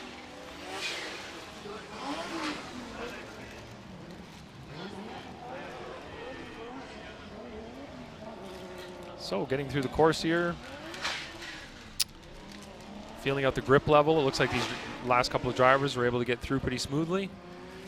Means that it's either getting more consistent out there, or maybe because it hasn't rained in a little while, starting to get a little bit more grip, although it doesn't look like it.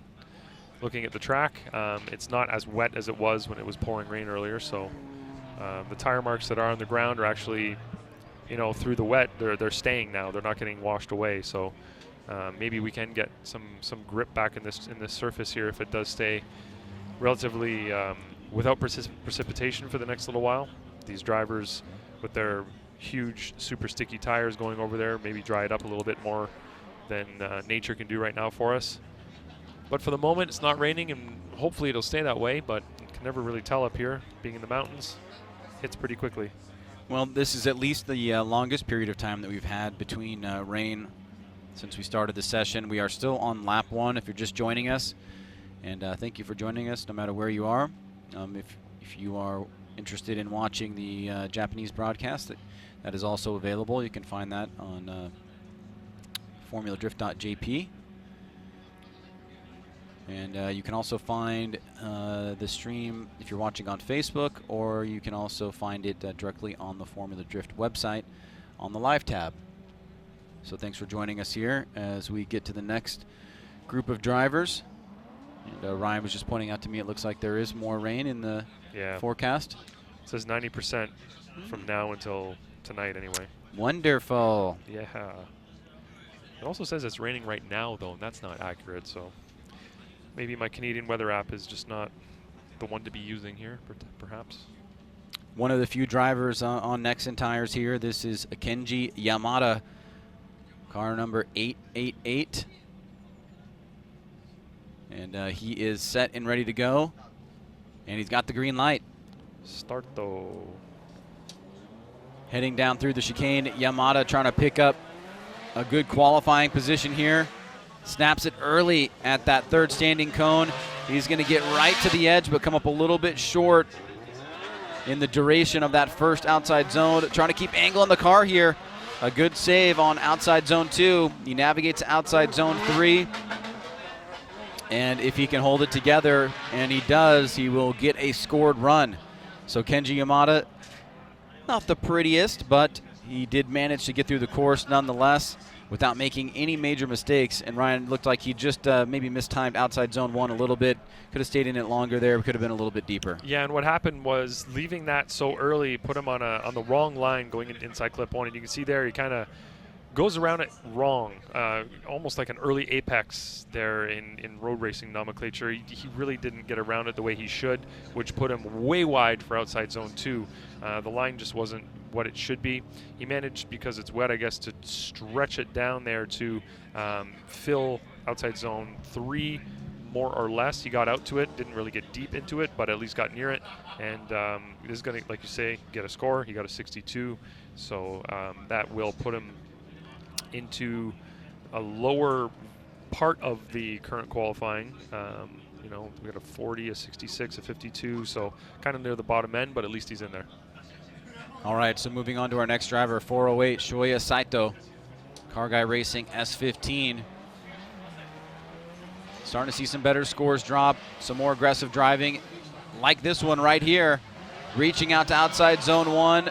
Oh, no. And he is not going to have the momentum to keep him pushing to inside clip 1. Looked like he started off promising, but just unable to push all the way through.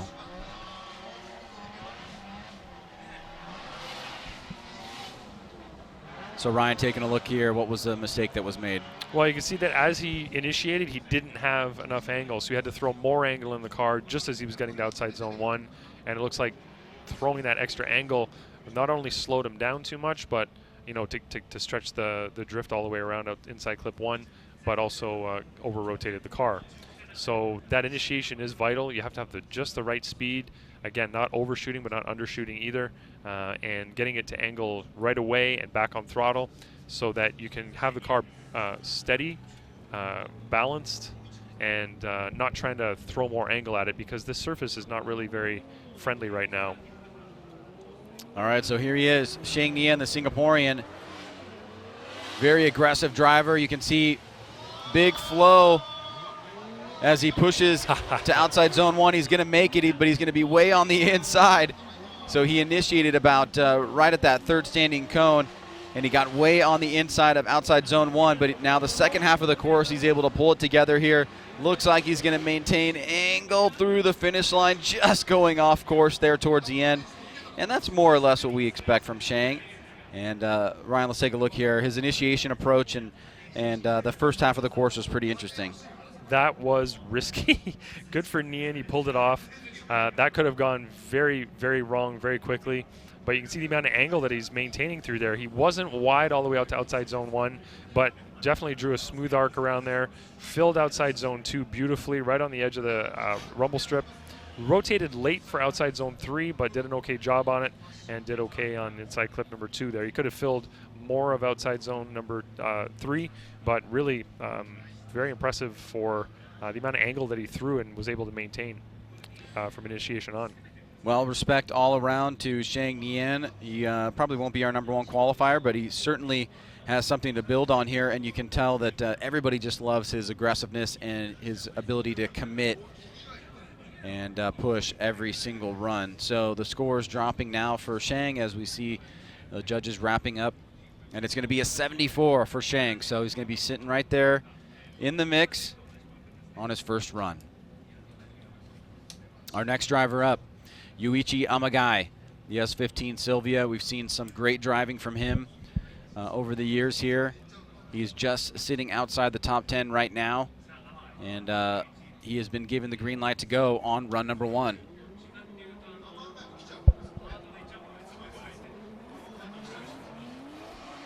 Also heading over to that midline. He's going to throw it right at the third standing cone. Good angle there as he just dips into that first outside zone. Liking the approach. Relatively smooth coming through that inside clip.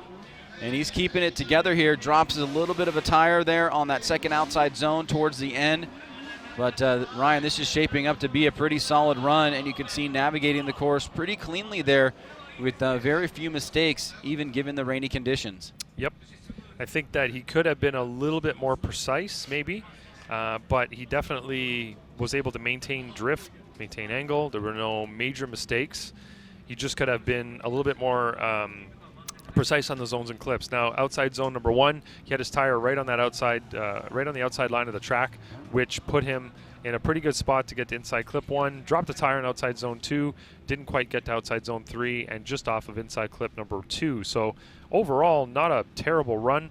Like I say, just could have been a little bit more precise on everything, but gets himself a 73, which should have him pretty well positioned at the moment. We have quite a few drivers left to go in this first run here.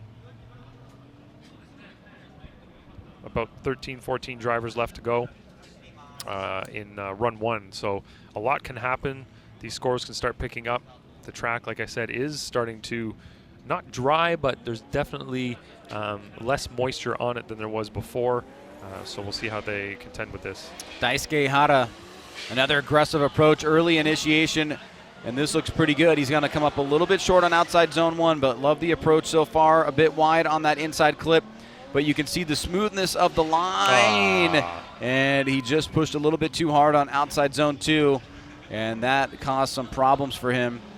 Ryan, I did like the approach. It looked, the line that he was drawing was pretty smooth, even though he wasn't necessarily in the exact right place. But unfortunately, on outside zone 2, kind of took it over the edge for him. Yeah, he was not as deep as Nian was in outside zone 1, a little bit inside, but was looking settled. Everything was looking good, but he just went off the track there and dropped the tire in the dirt, which unfortunately unsettled the car, and he wasn't able to maintain drift over the finish line. So will be an incomplete from him, get a score of 0, but he will have a second run to try to redeem himself.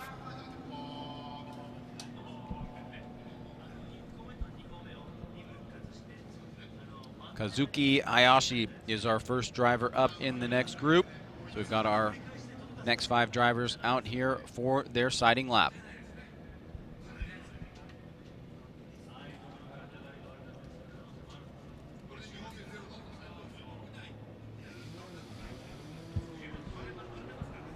And we'll watch them take their approach.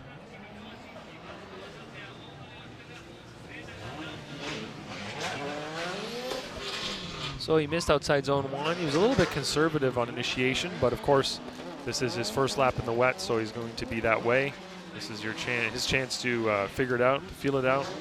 Shinji Minoa did a decent job. He has a lot of seat time at this track, this this facility overall. But him and Daigo come here often and drive at ridiculous speeds on this track. They come flying down this straight. They initiate almost where we start, or almost where our start line is. That's how fast they're coming down here. And he has a a pretty intimate knowledge of this track, I would say. Pretty high comfort level. Looking at the RX-7 that's out there now. Not super settled, but again, feeling it out. We can't be too stringent with them here on these warm-up laps. This is an opportunity for them to see how the car is going to react, see how the tires are going to grip as they go around the course. So it's really an opportunity for them to get comfortable with the track, comfortable with the grip level. That was Ogane and his RX-7. And getting our sidewalls put up a little bit higher here now that the rain has stopped. Seems like it's stopped for long enough that everybody's comfortable putting these sides up again. See how long it lasts.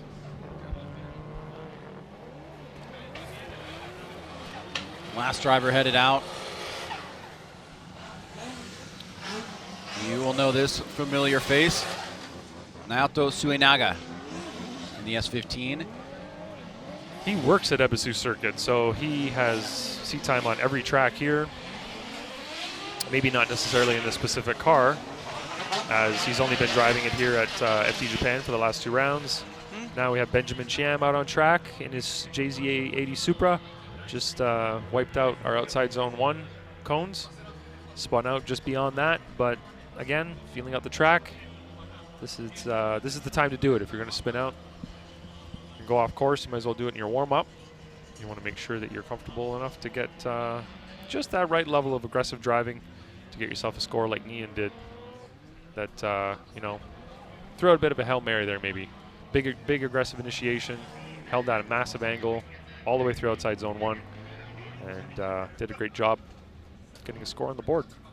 All right, so in the burnout box and now leaving is Kazuki Hayashi in the ZN6 86. Heading up to the start line here to take his first run of the afternoon. We are still on run number 1, but we are approaching the top 10 drivers, which means we will get to the second half once we finish that up.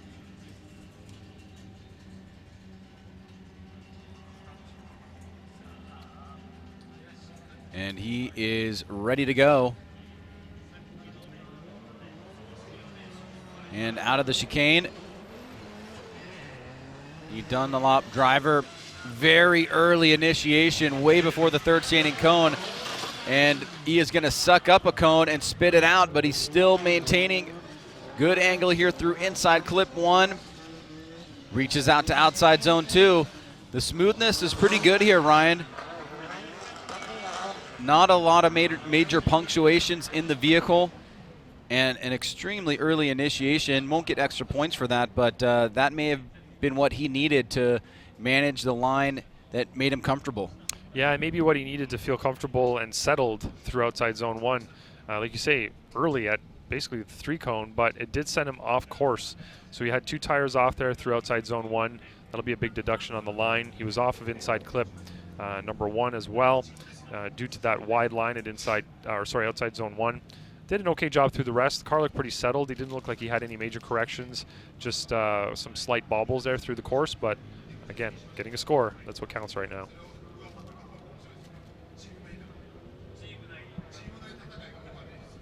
All right, so scores coming in for Hayashi. In the new school, 86. And it's a 66. So mid-pack for him is where he starts off his campaign on run number 1. And here is the other half, Shinji Minowa. New vehicle for him, looks exactly the same. And he has had some big moments in Formula Drift Japan over the years, some great battles. There's his wife on the left, Sayo. And she had already gone, had her qualifying run, and now her husband gets a chance. Third standing cone initiation, beautifully executed. Wow. For outside zone 1. You can see a lot of confidence here, even in the wet conditions. Angling up as he gets through that first inside clip. Nice job navigating. You could see the sun shining off of the paint as the conditions starting to change here. But for Shinji Minowa, a solid performance. As you can certainly tell, the track time and the comfort level with his vehicle shining through here in run number 1. I don't know that I could have asked for any more of outside zone 1 from him. If you see there, the tire's right on the rumble strip all the way through outside zone 1. Gets himself to inside clip 1 nicely, just off of it slightly. Tire on the rumble strip at outside zone number 2. Tire on the rumble strip at outside zone number 3. Tire on the rumble strip for inside clip number 2. Really great run, especially considering the conditions and the driving that we've seen from other drivers up until now. So really, really well done from Shinji Minowa, and his seat time on this track is really shining through right now. Well, it certainly seems like he is going to be a contender for the #1 qualifying position. We currently have our top score right now as an 82, and he's just going to fall outside of that with an 81. So Gin Horino will still be our top scoring driver, but just by 1 point. So that's a great job right there by Shinji Minowa, and he certainly has something to build off here as we move on to our next driver. This is Kazuya Matsukawa. This is the other AE85 Trueno. And he is ready to go here on the Derezas. Snaps it at the third standing cone. He's letting it float out, but he's going to come up a little bit short on outside zone number 1. Navigates through that first inside clip and comes up a little bit short on outside zone number 2 as well. A little bit better on outside zone 3, but still a bit short here. Just trying to get through the course as he hits that last inside clip. A little bit of a correction there through the finish line. But again, Ryan, as you said, just trying to get a scored run here. And let's take a look here at the replay of his run. Yeah, his outside zone 1 is leaving quite a bit to be desired, especially after we just watched Shinji Minowa go through there.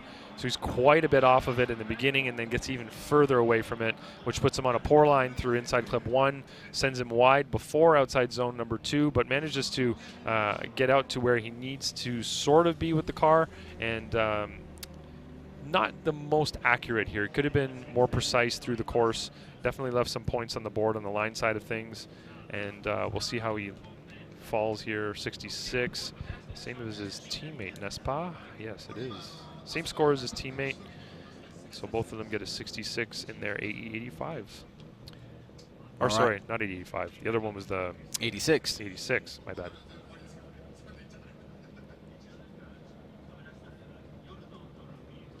All right, so we have now broken into the top 10. Yoshitaka Ogane in the RX-7, ready to go. He's always been a really strong driver here, a lot of confidence. Heading down, looking good so far. Woo. And big angle, not gonna hold it though. Very aggressive approach, going for something big there, and he's gonna stuff it into the mud. And it'll just be cosmetic there, nothing super crazy. But really love that aggressive approach, but unfortunately just, oh, no. Oh, that hurts. Yep. That hurts. Had he just had a little bit of patience, could have waited. But that could have been way worse. Like you say, most likely just cosmetic damage to that beautiful front bumper. It looks like his radiator up front is jammed full of mud as well. Walk us through this, Ryan. What happened here? Just over aggressive, too much speed, big initiation that the car could not sustain. Ends up losing traction and spinning out. It's just a little too aggressive.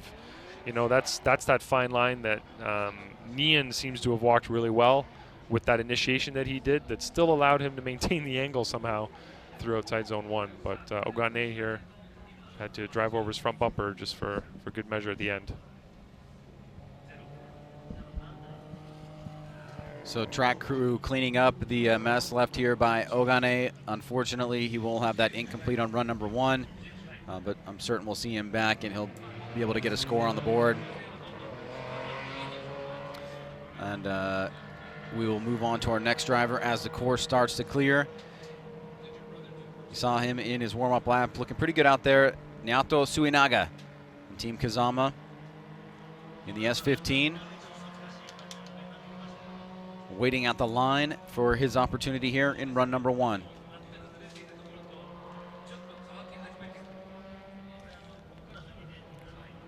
Boss man Kumukubo has a 76, so depends how he wants to treat the boss man today. Does he want to beat him or let him stay on top?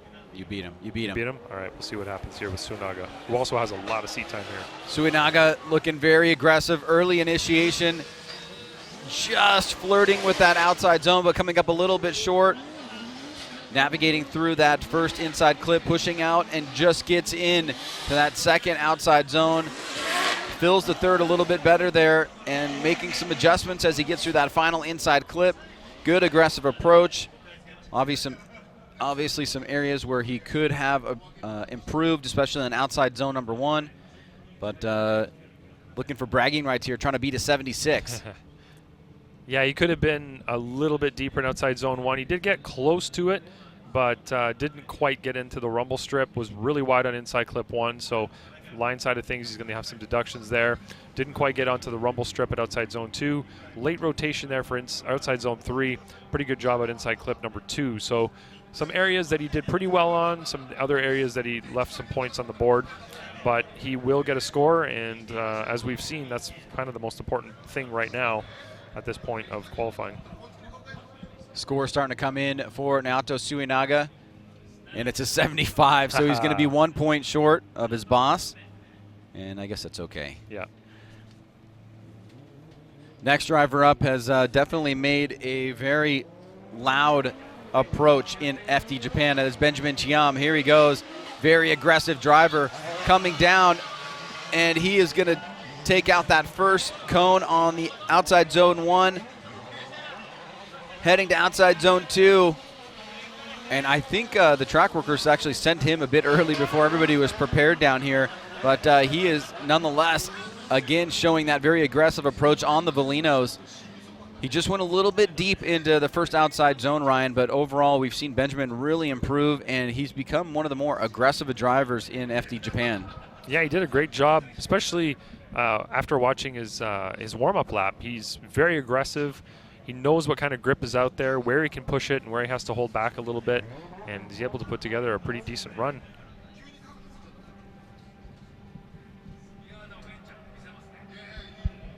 So Benjamin, our other Singaporean besides Shang in FD Japan.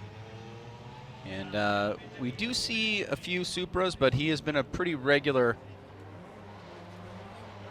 appearance in FD Japan. And an 82 for Benjamin. An 82, a very solid score for him. That's going to put him right up there. That is going to tie him with Jin Harino for the number 1 spot. And they'll be looking for that second run to be the tiebreaker, so long as those runs hold.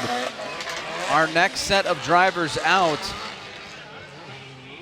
I think they will give us all 6, and if they do, it's going to be Kanta Yanaguira, Andrew Gray, Hayato Miyoshi, Katsuhiro Ueo, Koichi Yamashita, and our number 1 driver at current, Wataru Masuyama, who has been an absolute killer in qualifying.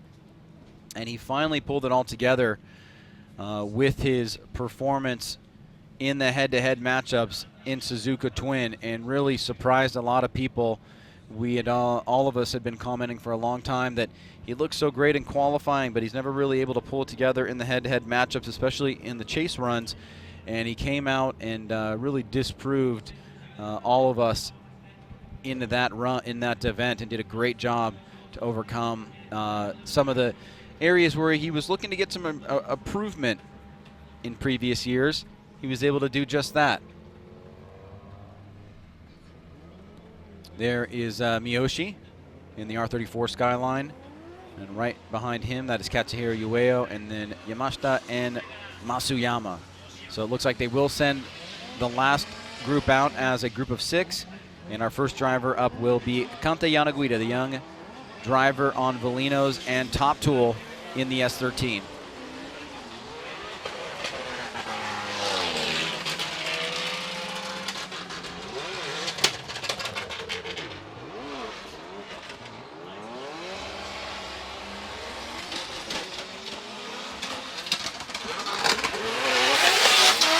Wow, Ueo's not holding anything back during his little warm-up lap. That was very impressive.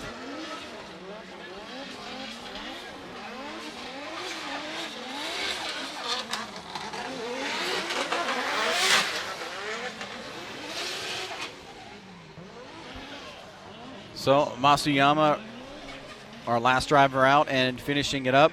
Uh-oh. Looks like just off camera he hit a cone, so we'll have to fix that. And we'll see. You know, we have not, or I don't recall at least seeing how he dealt with the rainy conditions.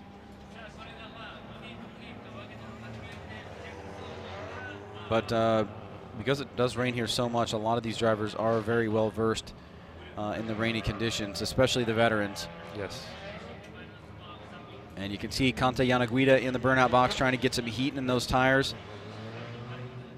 As we mentioned, he is running the Velinos, and you can see that making up a good number of the drivers in the top 6, except for one, with Miyoshi is on good ride. So here comes Kanta Yanaguida up to the line for run number 1.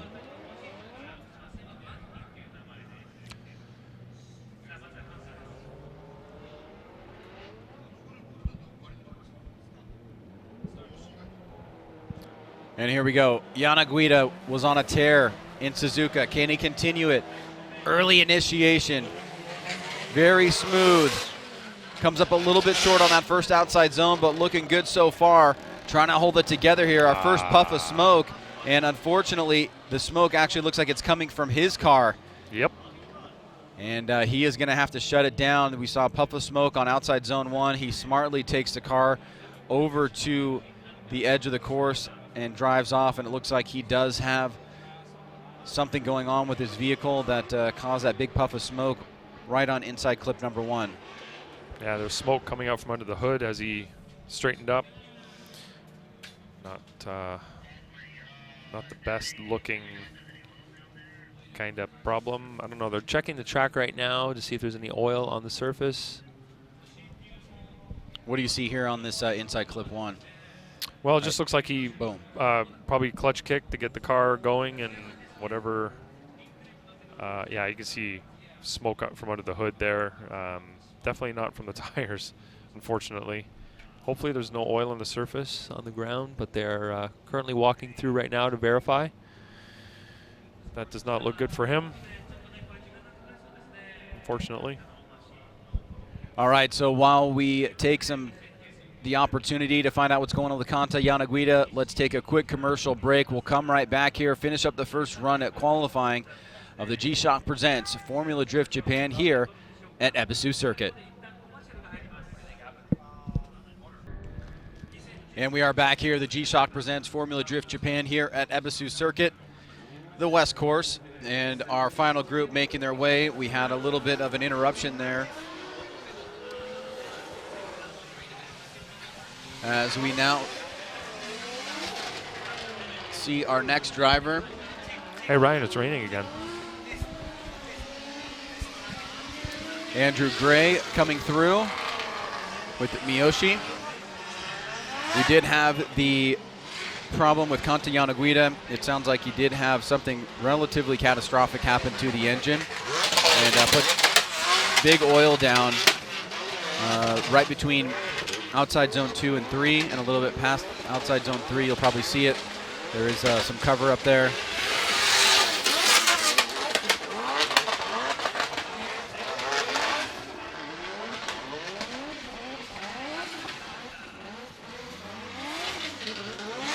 And there is Koichi Yamashita. And there he is, current leader in the series, Masuyama. You can see how he lays down his first run. So they gave everybody another lap because of the oil down, and you can see it there. It's in a really bad spot. But fortunately, it looks like they were able to get some decent cover up on it.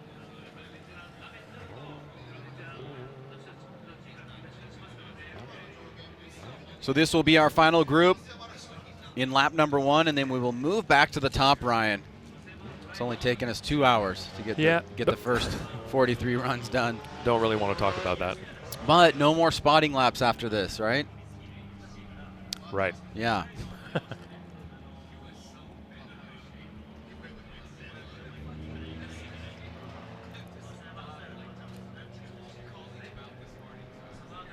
All right, here we go. Masuyama heading back we have the truck coming out one more time. Not sure what that is all about.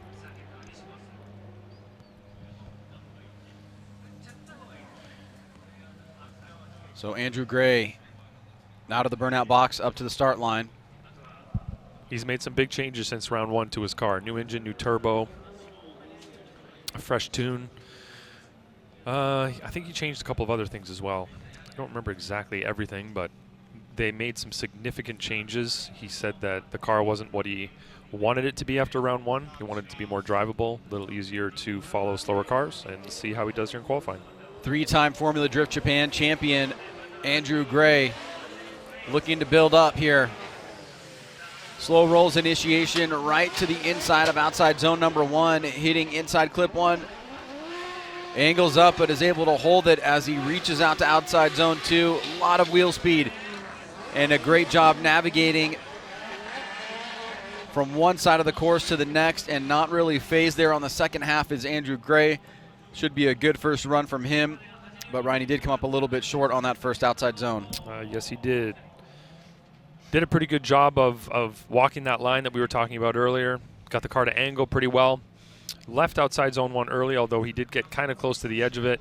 Early apex that inside clip 1, which sent him a little bit wide, stalled him up a bit, but he was able to get to outside zone number 2, number 3, and get the tire up on the rumble strip at inside clip. So overall, not an awful first attempt. It should give him a decent score, and I think he will be happy with it, but we'll probably push harder on the second one. Let's see how it all adds up. So Andrew Gray waiting for the scores to drop here as he finishes up his first run.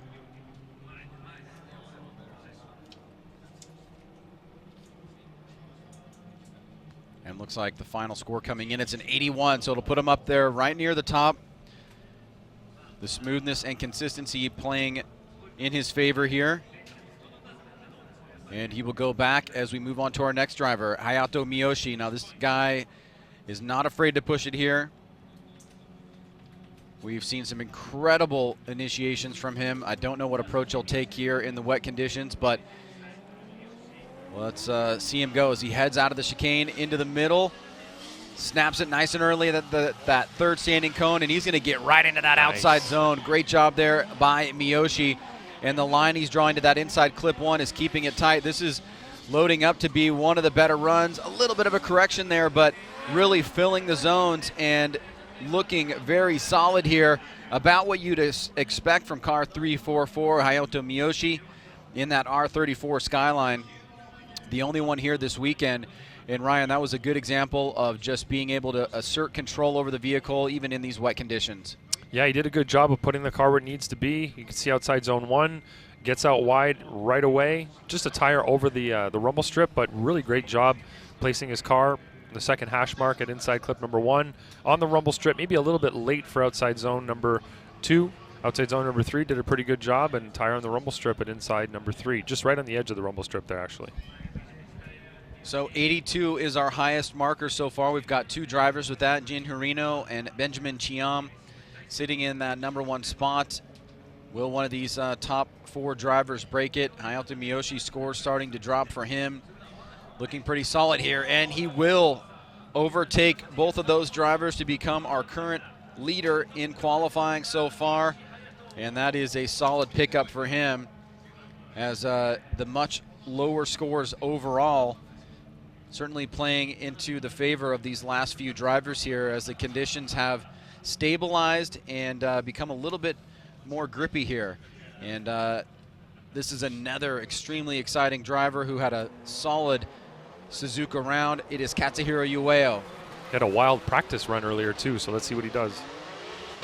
Also early initiation, good angle there, a little bit of adjustment. Floats it right out to outside zone number 1. He goes a little bit deeper than he needed to, but he's keeping good angle in the car here and stretching out to outside zone 2. Really manipulating the vehicle into the right spot on outside zone 3. That final inside clip, he keeps the car completely torqued all the way through the finish line, and a solid run from him. We're seeing a lot of guys really pick up the pace here, and Katsuhiro Ueo, the legend of the sport, having a great Suzuka round and trying to continue that momentum here at Ebisu. Is a heck of an intake in that back window. Look at his initiation getting to outside zone number 1. He did overshoot it slightly, but really did a great job overall through this run. Could have been a little bit tighter inside clip 1, but on the rumble strip at outside zone 2, on the rumble strip at outside zone 3, very accurate through the second portion of this course there after inside clip 1. Really great job, but I'd rather see him drop a tire just barely on the outside of outside zone 1 than be way on the inside like we saw a few other drivers. So really very precise considering the weather, you know, and as I've said, watching the other drivers, what they've been putting together, that's a really high quality run that he did there. And it will pay off in his favor, an 86 for the driver known for driving 86s early on in his career. He will now become our number 1 qualifier, and that seems to be well-deserved there, checking off a lot more boxes than the other drivers in those low to mid 80s. Number 2 in points right now is Koichi Yamashita.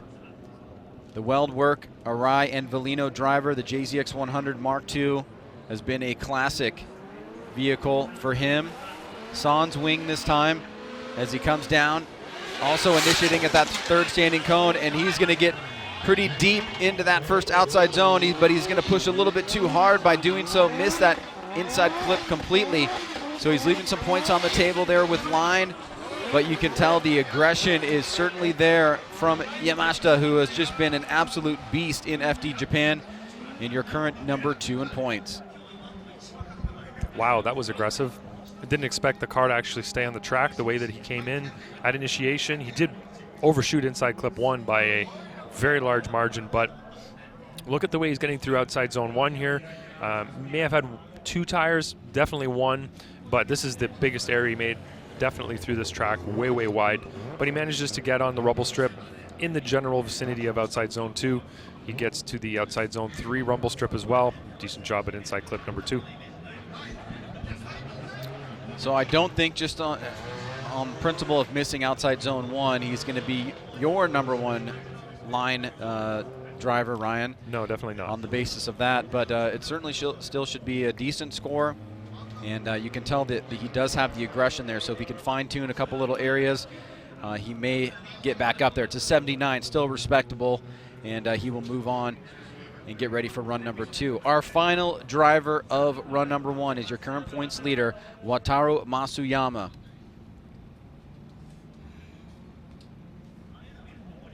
The classic teal green vehicle stands out quite remarkably, and a lot of it is because of his driving. Expectations are high, Ryan. Expectations are high. Let's see how he deals with the wet. Snaps it. He tries to throw some big angle in the car. He's going to come up a little bit short on that first outside zone. The initiation was aggressive. Gets an e-brake pull there right in front of inside clip number 1. Flirting with the line on outside zone 2 and 3. And as he wraps it up, I don't think it's going to be our number 1 qualifier, but as you can see, as the bumper is taped on there, after having made some contact with the wall earlier on, he will still get a pretty solid score, but he'll have some room and a goal to achieve on his second run. Bobble there on initiation. Didn't get out to outside zone 1 fully and left what he did achieve early, which made him go to inside clip 1 on an early apex line. Didn't really set him up very well for outside zone number 2, and he had to try to get the car. He kind of had to work it into position as opposed to letting it naturally flow out there, and that's going to definitely affect his score, and his line score was mildly affected as well, as he was not able to be as accurate as he could have been through a lot of the track. All right, we are being told that we're going to roll right through this commercial break and continue on with the second run of qualifying as Wataru Masuyama drops a 74. So he will pick up a solid score, but it will be Katsuhiro Ueno, who is our current qualifying leader. He has set the standard for an 86, and we will start all over again and head back up to the bottom of the grid with Yoshiya Isaki in the S15 Sylvia. I did get tapped on the shoulder, said we're moving, yes? Okay, cool, I interpreted that correctly. So let's get it going, boys. We don't want a 4-hour qualifying. No more spotting laps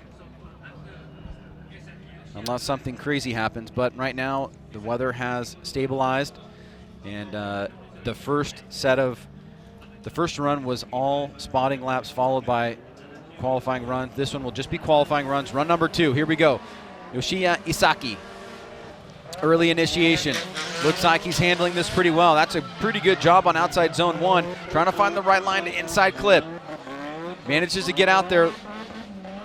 Fluidity looking okay. A couple little perturbations in the car as he moves around. But he started us off with the scored run of a 71. And Ryan, my intuition is saying that he's going to improve on that. I think you're right, Ryan. Pretty smooth throughout the run. Not too bad on accuracy on line as well. You can see here as he comes down to initiation, gets the car to angle really well, and minimal movement in the car there. Could have been closer on inside clip 1. Went a little bit wide on that. On the rumble strip there, but could have been a little bit deeper in that rumble strip. Pretty good job on outside zone 3, and nice and tight on inside clip number 2. So left a few points on the board here and there, but overall, pretty solid run for him, it was Isaki. So he will improve by 8 points. That's a pretty marked improvement for him. Great job. He will be the first driver to finish this afternoon. Got to love that photo. And Yoshiya Isaki with the 79. Moving right along, car number 36, Kazumi Takahashi in the JZX 100 Mark II. He's got a 66.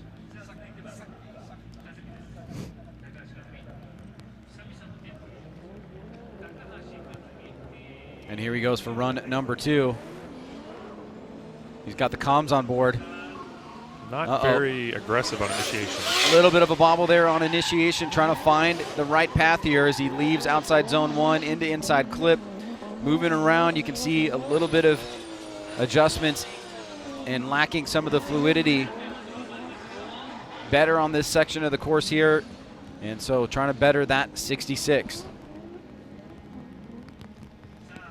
He may get deducted there on his run up to initiation. Could have been more aggressive.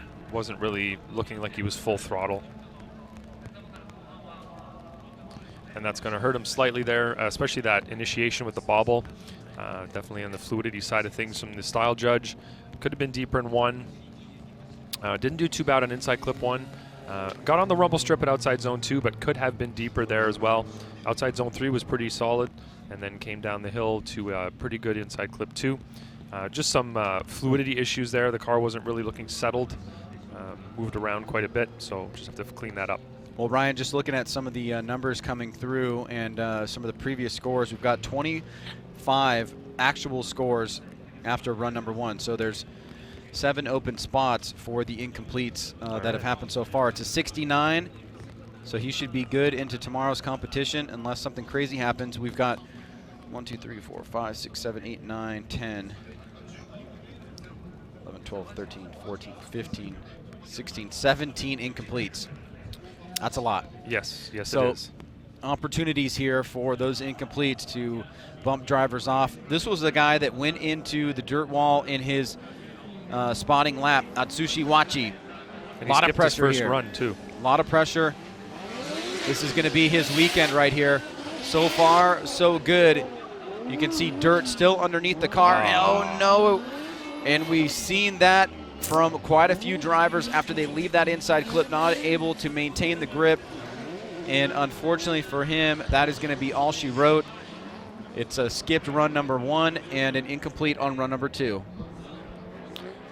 He didn't look like he came in with full commitment, and that may have hurt him. He might have had to try to get on the throttle and aggressively accelerate here, trying to get to the inside clip.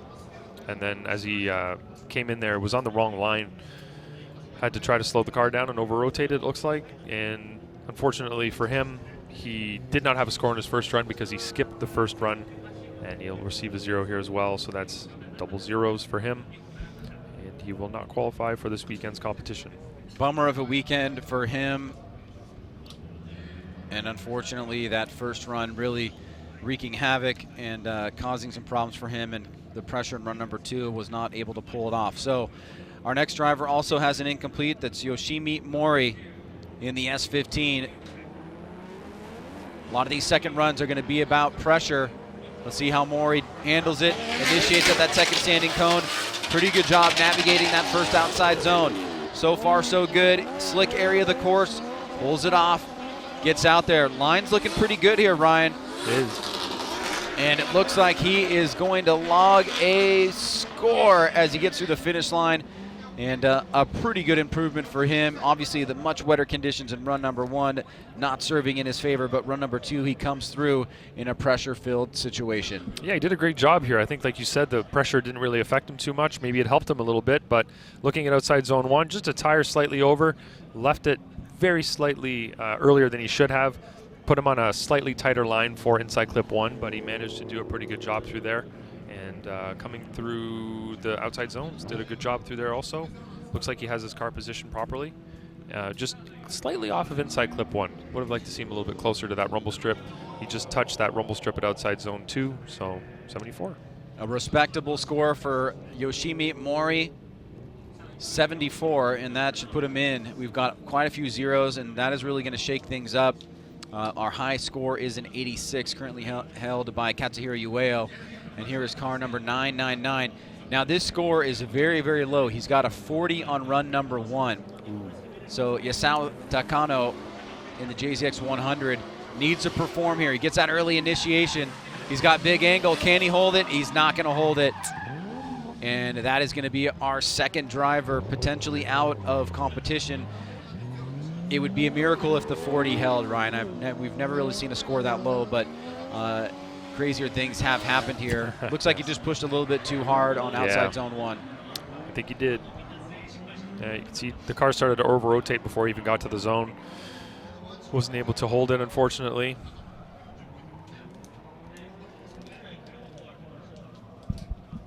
So making it official there. And again, as we mentioned, a lot of these runs are very pressure-filled, especially for the lower half of the field. Monkey Ito, next driver up, car number 93 in the JCX 100. He's also sitting on an incomplete. This is a car we didn't see yesterday in practice, I don't think, but he showed up this morning and did a good job in practice. See how he does on his second qualifying run here. So here we go. Can he pull it together here, make it into the top 32? Looks pretty comfortable so far, but then it looks like he got on the brakes there after he initiated. And wow, he actually out of sight there, moves some dirt around and goes up the wall a little bit. Pretty high up that wall. Ryan, let's take a look at what happens here.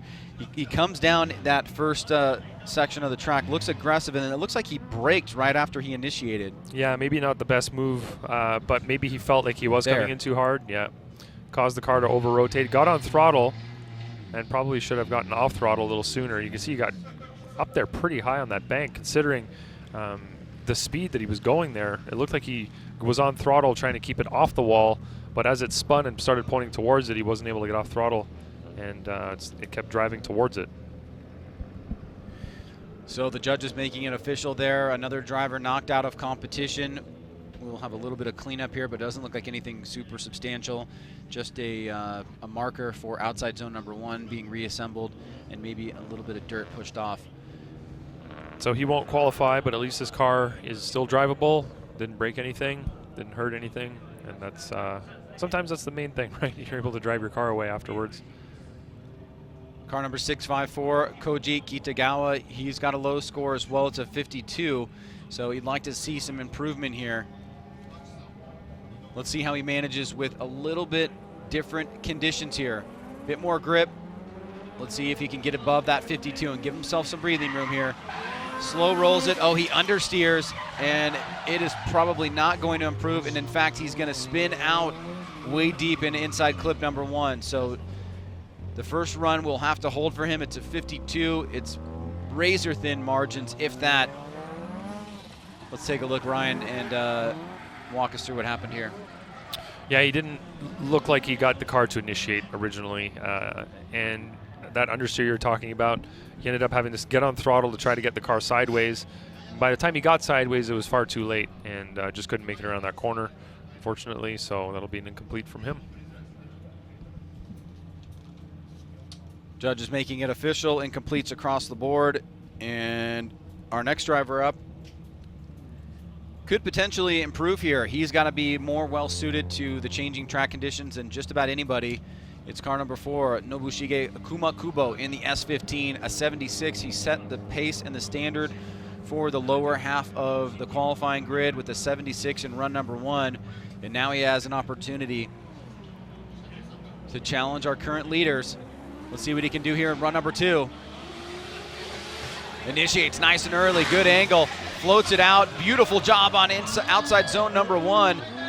Little bit deep on inside clip, but he's going to just get a tire into outside zone 2, and he may improve. It may not be our number 1 qualifier, but he may find himself in a better position overall as Kumakubo lives up to the legend and comes out without a spotting lap and lays down a solid run here at his home track.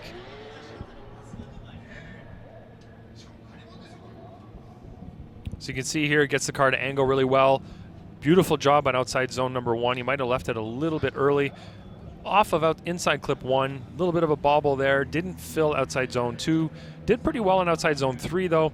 Inside clip 1, he was just off of the rumble strip with that front left tire.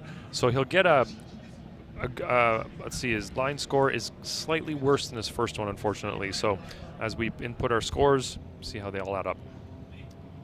All right, so he had a 76 on run number 1. He will improve by a pretty significant number there. It's going to be 5 overall points. It gets him into the 80s, which is right up there with the top guys. So it's an 81 for Kumakubo. And now we will move on down to car number 7. This was another incomplete, and we saw a succession of 6 incompletes for the next 6 drivers. This is Sun Ju Cho in the RX-7. Sans the front bumper. And as Ryan mentioned, this is our sole driver from Korea. Seoul. Oh yeah. Seoul you like that? That was nicely done, right? I didn't even mean that. And he's going to get a really light initiation here with big angle that he's not going to be able to hold. And unfortunately, it's going to be back-to-back incompletes for him. He will be out of competition. And Ryan, this seemed pretty similar to the first run. He just not able to handle these wet conditions in such a way that he could get a scored run on the board. Yeah, it looked like there was the confidence level wasn't quite there as he came down to the initiation area. You can see his initiation was a very straight line affair, whereas most drivers are putting a little bit of a flick in there just to get the car out to outside zone 1. But he was a little too calm, maybe a little bit more aggression. You want some more zest? He needed to, I think, to get that car really to get settled, get it out wide, but just over-rotated. All right, so last time this driver flirted with the dirt wall a little bit. He did. But no damage sustained. He's back out there. It's Go Kamiya in the Brid V35 Skyline. The pressure is on, baby. He's got an incomplete on run number 1. Go coming down. He does get that early initiation. It's a slow roll. He's going to go a bit deep into outside zone number 1, but he's already made it past the part of the course where he incompleted the first time around. Things starting to stack up here. Looks like he's going to make it through. Transitions to outside zone 3, comes up a little bit short. Final inside clip. And 3-2-1, he's going to have a score and likely be in competition. Now it's just a matter of where the score is going to fall. Ryan? Certainly is loud, Ryan. I think the wet track conditions right now are working to his advantage, his benefit. You can see his initiation was not the most aggressive. He did go wide on outside zone 1, dropped 1, maybe 2 tires there. It's kind of hard to tell from that vantage point. Looking at his inside clip 1, didn't do the best job there, but got pretty deep in outside zone 2. Managed to get the car out to near the outside zone 3 rumble strip and did okay through the finish line. All right, so he is able to avoid the pressure-filled situation of an incomplete that needed to be reconciled. He was able to do that on run number 2. And now let's see where the score falls for Go Kamiya. It's a 71, and that should be more than enough to get him in. So great job by him. Next car at the line, 963, Daichi Mizutani in the S15 Sylvia. As we mentioned, Ryan, a succession of 6 incompletes, starting with Sun Ju Cho, and this was another one. Daichi has got some redemption here. Can he perform?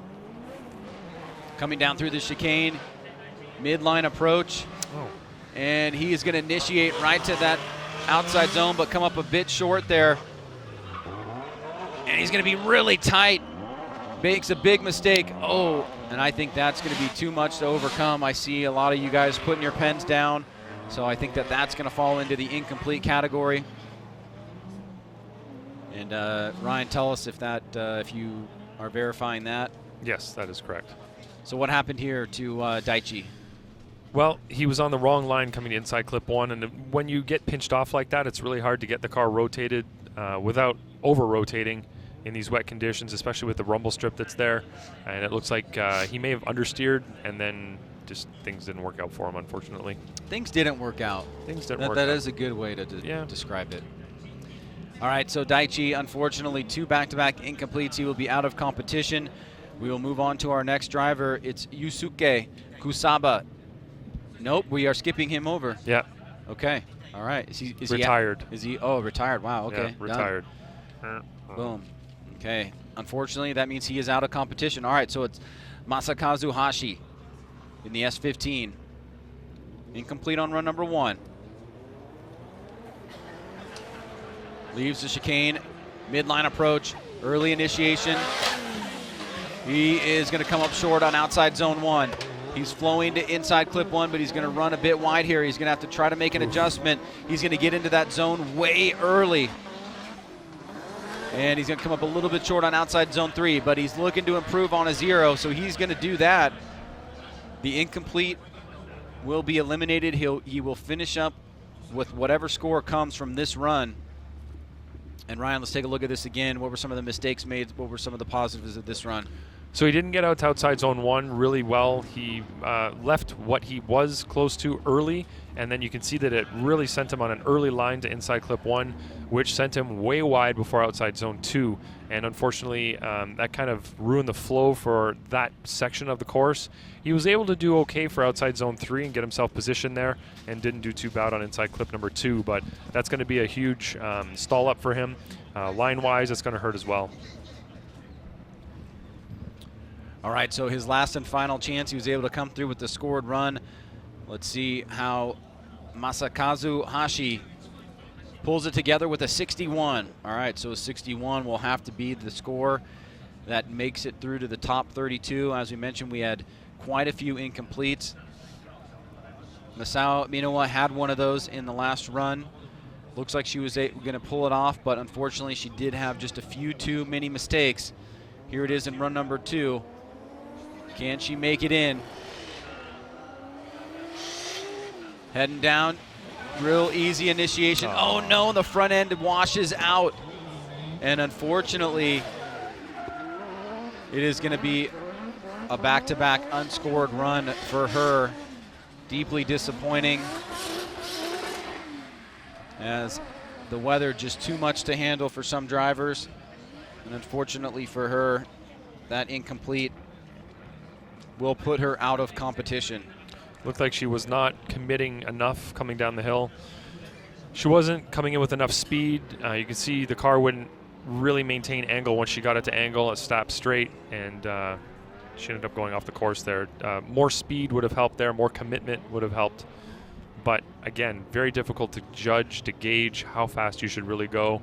You know, I guess in a way it's better to stay on the inside of the track and not go wide enough than go too wide and end up on that dirt hill and risk having a bigger issue with a rollover potentially, or driving up the side of it and damaging your car. So that's that tricky line you need to walk. Tough break for her. We will not see the husband-wife combo in the top 32. And so moving on to our next driver, who does have a 74 on run number 1. It's car number 14, Tomohiro Murayama in the S14. He's been given the clear to go. Let's see if he can improve on that. He's got a solid score so far. He had a nice line last time around and was pretty smooth. Very aggressive approach. Snaps it, and he's just going to get to the edge of outside zone 1. And having not seen him many times before, I like his approach here. You can see the fluidity is there. E-brake pull just leaving outside zone 3. And 2 aggressive runs from him. He'll be in competition no matter what. It's just going to be a matter of where this run number 2 falls with respect to the judges. Like you said, very aggressive initiation. Came in, really threw the car aggressively, but wasn't able to get all the way out to outside zone 1. Did a pretty decent job, but missed inside clip 1. Was out on that rumble strip. He got to outside zone number 2, but way too early, so ended up leaving just after the beginning of that zone. Pretty solid through the rest of the run, but accuracy was lacking a little bit. Could have put the car in some better positions throughout the run to get that higher score. All right, so a 73, so it'll be his first run that actually holds for him. He had a 74 on run number 1, but 2 nice runs back-to-back from him. A good setup for tomorrow. He'll probably sit mid to high pack when all things are settled down. But our next driver up does have quite a bit of pressure on him. He's a regular in the series. It is Takatoshi Ima Maeda, and he does have an incomplete. Here we go, through the chicane, Ima Maeda. Heads down into initiation, snaps it back around right at that second standing cone. Pretty decent job on outside zone 1, though he does come up a bit short. He flies through inside clip 1, however, and you can see he's going to be way too early into outside zone 2. So trying to, hold on to it, buddy, hold on to it. He's got that incomplete. It looks like he will get a score, but some serious line mistakes, I imagine, Ryan, from outside zone 1 to inside clip 1 and outside zone 2. You are correct, Ryan. Not the prettiest, but he is going to get a score, like you said, better than the 0 that he had previously. Initiation, from the video here, it looks like he was aggressive enough, but in person watching it, he didn't look like he was really fully committed to initiation, to the run-up. And missing outside zone 1, sending him on that wrong line through inside clip 1, really, really wide, and being very, very early on that rumble strip, which he essentially missed outside zone number 2. Didn't do too bad on 3 and inside clip number 2, but could have definitely cleaned that up a lot. So it's going to be a 60. That's going to be the number he'll have to hold to see if he makes it into qualifying. If you are just joining us, we are just about halfway through run number 2. Katsuhiro Yoeo is our current leader in qualifying with the score of 86. And Ryan, I have to think that that is potentially going to be tested here as we're starting to see some of these drivers get a bit more aggressive here in run number 2. Our next driver up does have a 58, so he's looking to improve on that. This is Tetsuya Kume in the S14 Sylvia. Quick snap, tries to get it to angle, and he's just going to be right on the inside of outside zone 1. Pushing through inside clip. A bit of an understeer there. He does make a correction. So he's got that 58. I still see all the judges writing down scores, so it does not seem like they will incomplete it, but I'm not 100% about that. Let's take a look at the replay here again, Ryan. All right. Outside zone 1, he had an aggressive initiation, as you can see, but the car didn't quite get to angle as much as you'd think it would. Maybe the track is gripping up more than these drivers expect. You can see it's really starting to dry up, and right there, got pretty straight, but I'll have to confer with the rest of the judges here. They're slapping their heads thinking he had it. He was so close, but it does look like the track is getting way grippier than it has been, and drivers are now in the really wet conditions, Ryan, you guys had, you were giving some allotments for mistakes, and maybe something that in dry conditions would be an incomplete wouldn't necessarily in those conditions. Now that the course is drying up, does that start to peel back a little bit and you become a little bit more? Yeah, I think we're going to stick with the fact that we scored similar runs in the past, during this session. So we'll just have to have a look at how serious that was to deduct from our individual criteria. So still a big mistake. He does have that 58. It'd be tough to imagine that he's going to get much higher than that, as starting to see some scores coming in. Thanks for joining us online. If you're watching on the Formula Drift website or on Facebook, great to have you, especially everybody watching back home in the wee hours of the morning. And it's a 58 for Tetsuya Kume. Same. Same. Well, this car is really fun to wait for, and I have to imagine that after the great run that he had in run number 1, that put him right at the top at that point in competition, the 75 is not going to hold here for Kazuya Iizuka in the DBA F5 CYRF Audi A5. Here we go, run number 2 for Iizuka. Gets that initiation, and great job on outside zone 1. Uh-oh, the front end was trying to wash out there. He's tight on inside clip 1, and he was not ready for that. It looks like the wetter conditions were more suited to him and that vehicle, but he does have the 75. So that is the first time we've seen a driver get on the inside of the first inside clip, Ryan. And so the changing conditions certainly playing with these drivers here. Yeah, you can see as he was coming down to initiation, he was on throttle, he lifted, then he got back on throttle again in a weird, I don't know what that was, but he did a good job on outside zone 1, and then he just lost the front end coming to inside clip, and it looks like he lost his confidence, slowed down, and wasn't able to wrap the car around inside clip 1, and ended up on the inside there where he hit inside clip 1 with the side of his car. So definitely an incomplete. But again, this track is gripping up. I'm starting to see some dry patches out there, and that is definitely going to change how people drive the course. But well, it's going to change now because now it's raining again. Oh, it's raining again. You just yeah, here we go. Never mind. Forget everything I just said.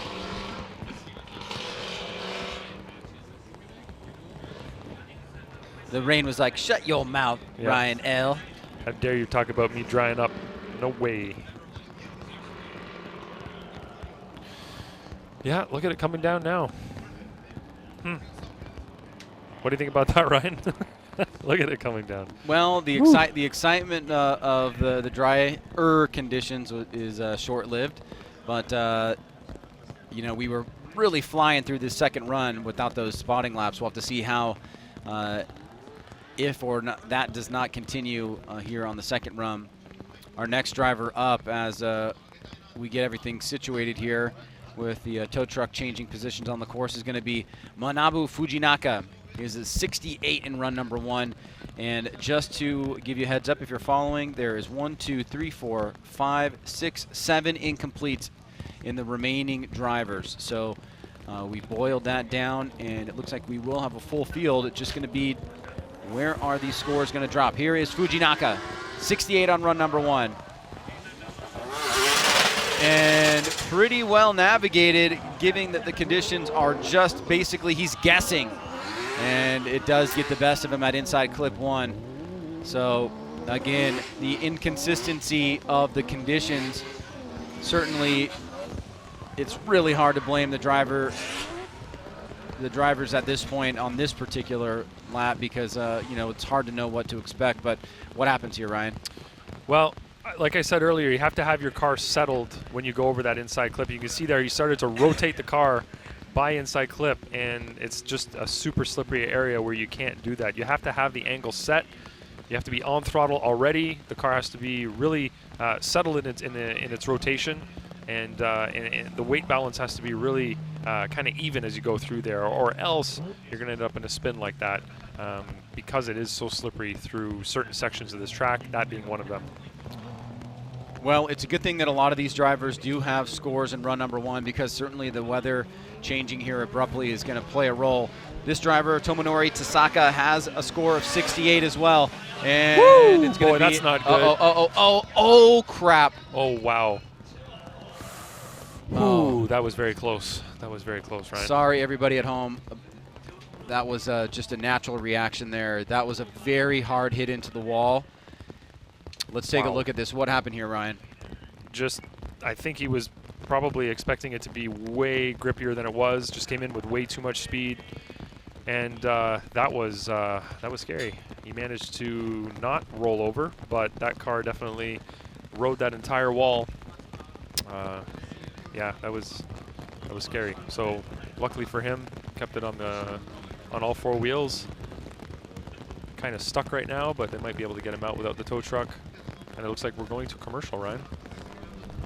All right, we will clean up the mess here on aisle 7, and glad to hear that he is okay, but the car Definitely doing some scary stuff there. He will move off course. We will take a quick commercial break and come right back here, finish up the second run of qualifying here at G-Shock Presents Formula Drift Japan. And we are back here at the G-Shock Presents Formula Drift Japan Championship Round 2 at Ebisu Circuit. And Ryan, it's just gotten really torrential here over the past 5 or so minutes. We were flowing really well through that second run of qualifying, and then we got hit with some pretty crazy rain. We're starting to see some standing water in certain areas of the course. A lot of these drivers have seen a spotting lap, and they're going to continue to run through qualifying. This is a driver who does have a lot of pressure on him in this second run. It is Shinichiro Saito, a 0 on run number 1. Initiates right before the standing 1 cone, and it looks like he is not going to be able to pull it off in run number 2 either. So it's going to be 2 incompletes for him.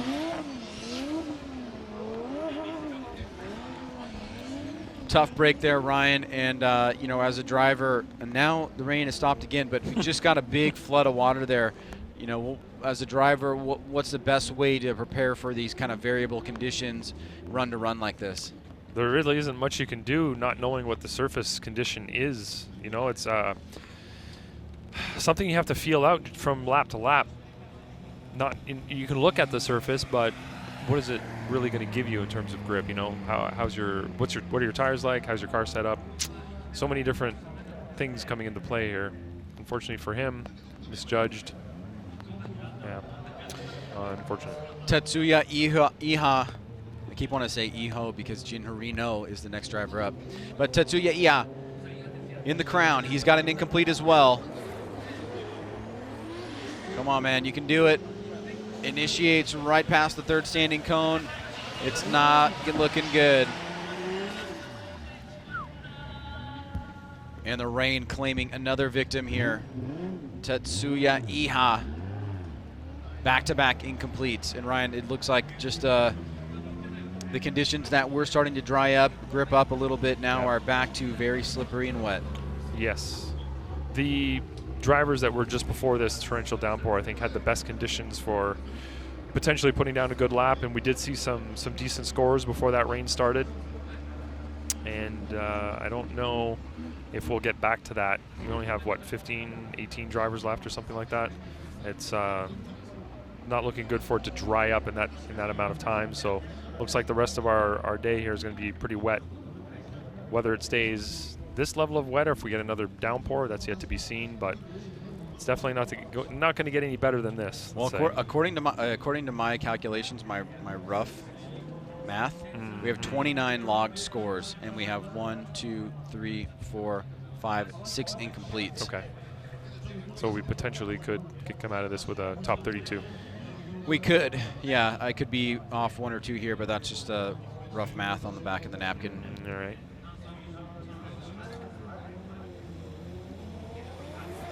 All right, next driver up here, Ian Harino. He's already got a score. This is really just about feeling out the conditions, maybe some practice for tomorrow. Wow. And making it look easy here. Flowing through the very slippery parts of the course. Just absolutely looking really solid here. Drops the tire on outside zone 2, but very exciting to watch as Jin going full aggression across the board. An 82 on run number 1, and Ryan, he really handled that first outside zone extremely well. This is a man that is clearly comfortable in wet conditions. That is impressive. You see 2 drivers spin, unable to put a run together, and he comes in and throws it this aggressively, fills just over the rumble strip there in outside zone 1, through this puddle here at inside clip 1, not quite as close as he could be, but very, very precise considering the conditions. A tire off at outside zone number 2. Outside zone 3, you can see he had to stall up because he was going to overshoot it because he was a little bit late on 2 there, dropping a tire. But considering the conditions, that is a very impressive run. So one of our top scorers from the first round of qualifying coming into run number 2. He's got an 82. Let's see if he can better that by really doing well under the current constraints of the rain. And not a lot of pressure. He does have that first 82, that first run of an 82, but this is a good opportunity here for him to back it up, at least give himself a good tiebreaker for some of the other drivers that do have 82s. And he gets a 77. So a very respectable score on the second run. And he will finish up and charge through for tomorrow. Our next driver up, Kazuhiro Kubo, he also has a 77. So he is going to be in the top 32, and he is looking to better his second run. He was looking really great in practice yesterday, Ryan. Here he goes. And aggressive little flick there right at the third standing cone. He's floating it out. Actually times it really well. Just a little bit deep into that first outside zone, but all things considered here, looking good. Gets out to that second outside zone, and the rain in the standing water is not phasing him one bit. Really doing a great job manipulating the vehicle through that last section, that off-camber turn, and that seemed pretty easy for him. And a great bit of driving there in both run number 1 and run number 2 for Kazuhiro Kubo. Coming down to initiation, Ryan, he's got commitment. He's got a nice flick. Not scared of the weather here, you can see. Right, yeah, that left tire just over the line there at outside zone 1. But very precise, very committed, very settled-looking car all the way through. You can see he's on throttle, not a lot of handbrake pulls. Looking very confident. One little handbrake pull there in what is considered a decel zone, so good for him. Really confident looking run. So looking good here is Kazuhiro Kubo. Heading back to the hot pit in his S13, already with the 77 on run number 1, and run number 2 is going to come in at an 81, so he is going to improve. He's actually going to do basically the opposite of Jin Orino, who had an 82 and a 77. He has a 77 and an 81. So congratulations to him, a great bit of driving there. The next two drivers up both have incomplete, so the pressure is on. A score would get them into the top 32, most likely. 29 scores logged now, 32 spots available. Yasuhiro Takaki in the 180SX has been given the green light. He's heading out on course. Heads over to that third standing cone, close to the edge of the track, and he's going to come up way short on outside zone 1 and going to be way too tight of a line. Did not have the momentum and the speed, and he's going to register his second incomplete of the day.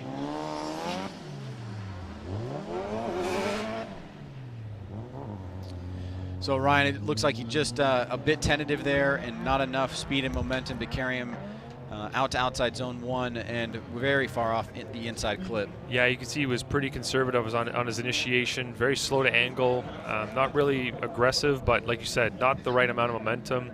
Missed outside zone 1 entirely. It put him on an extremely tight line going to inside clip 1 that would have been very difficult to get around without stalling or coming to a stop. So not really the ideal setup for the rest of the course. Kind of botched it right from the initiation and wasn't able to recover. So unfortunately, he will officially get an incomplete on run number 2, and he will be out of competition. Ryan, our next driver up, Tadahiro Fukada, is a driver that we would expect to be in the top 32. The Dunlop driver in the JZX 100 mark. What happened? Oh, really? Why? They just didn't say. They just gave me the old throat chop motion and said Fukada is out. Wow, they are dropping like flies.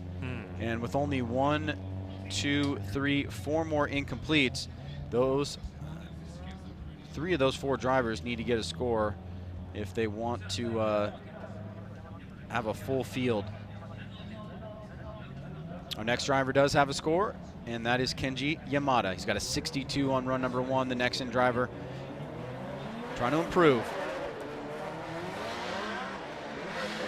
Snaps it back. Uh-oh. Big angle, he's a bit deep here. I think he's gonna try to drive through it. It'll be a line mistake there. And he's gonna have to push hard to get out to outside zone 2. Trying to navigate here, try to find the right line. Patchy areas of traction on the course. So he will have a pretty sizable mistake on that first outside zone, Ryan. But he will get a score and try to improve on that 62. Yeah, that was a solid 2 wheels off at outside zone 1. Almost 3 wheels off. You can see he went pretty deep here after initiation. If you look at that front wheel, he was right on the edge of the rumble strip, so that'll be a big deduction for him there.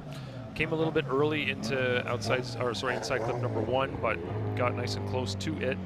Got the tire on the rumble strip there for outside zone number 2. Outside zone number 3 was pretty close, and did an all right job through to the finish line, but definitely too wide at outside zone 1. All right, so Kenji Yamada will have 2 scores registered. One will go to his positioning. The second will go to a tiebreaker if necessary. And scores starting to come in here for Yamada. And it looks like he is going to drop a 64, so he will improve. Will improve by 2 points on run number 2. Next driver up, Ryan, car 408. This is a massive opportunity here. Shoya Saito, the Car Guy Racing S15 Sylvia, has an incomplete on run number 1. 29 spots open from my count. He could be number 30 by completing a run. Saito coming down. Does get that early initiation. He floats it out to outside zone 1. He comes off a little bit early, but so far so good. He's pushing wide on that first inside clip. Big angle there. He's going to drop a tire. Bumper falls off, but he is hanging in there. If he can manage to get around this last turn right here, he will get a score and be in the top 32. And he does do it with half a bumper through the finish line. So Ryan, take a look at this run here and point out some areas that were of attention for you here with Shoya Saito. Yeah, he did go into outside zone 1 fairly well, but left it early, so he's going to lose some points there. He was off of inside clip 1. Huge angle here, but not in a good way, I guess you could say. It was more of a, it looked like it was almost a spin, but he managed to catch it. Went off course at outside zone 2.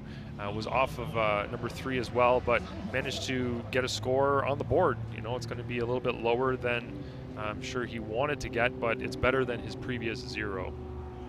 There you go, he has a 58. So a 58 for Shoya Saito, and he does assure himself in the top 32 for now.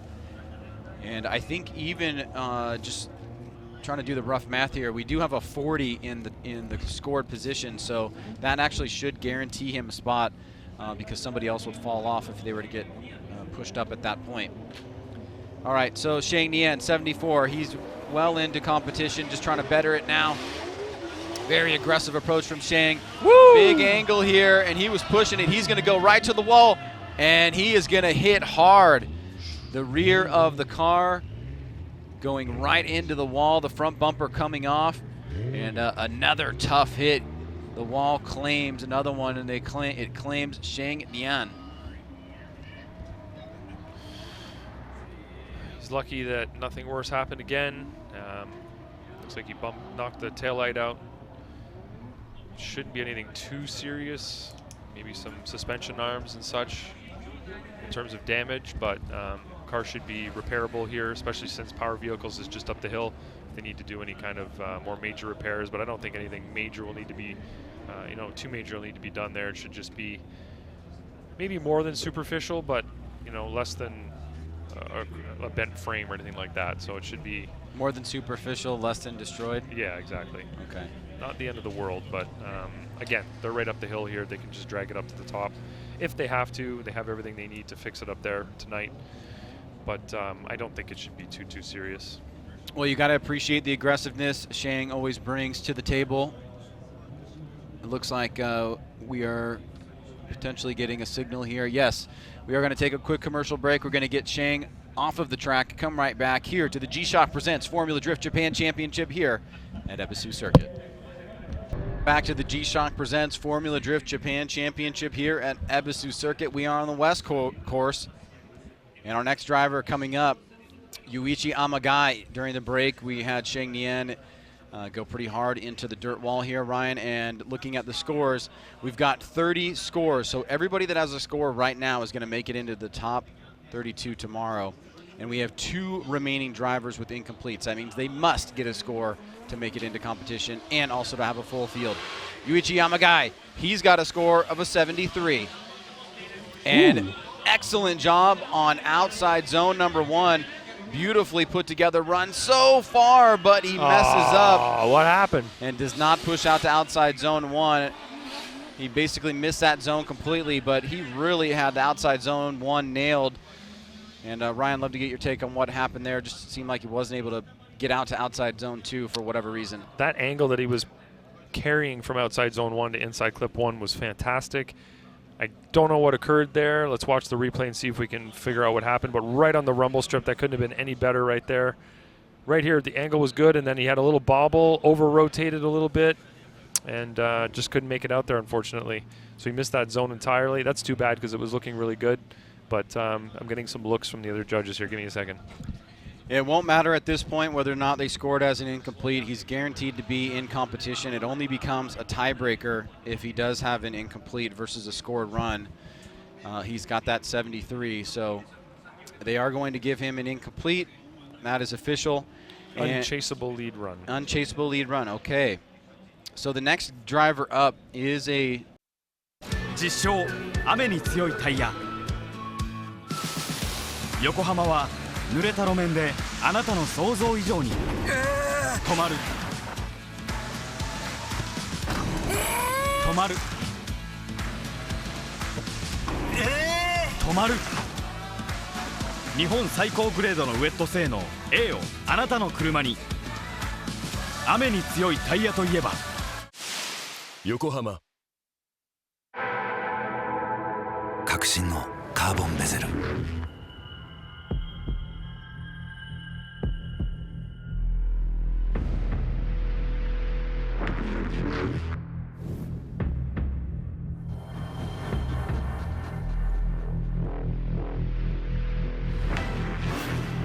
Bluetooth 搭載 G-SHOCK カシオ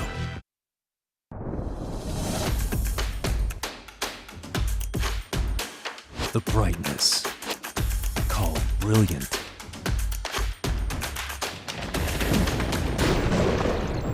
Valenti.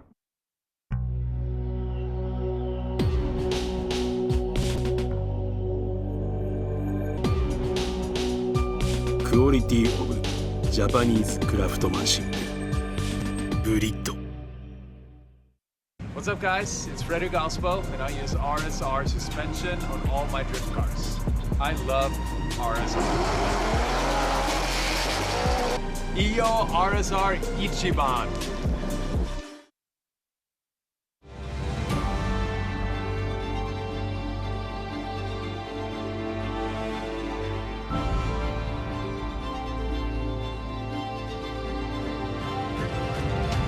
Kenda.伝統と革新小倉クラッチのテクノロジーを凝縮チャンピオンを取るためのクラッチ小倉レーシングクラッチ ORC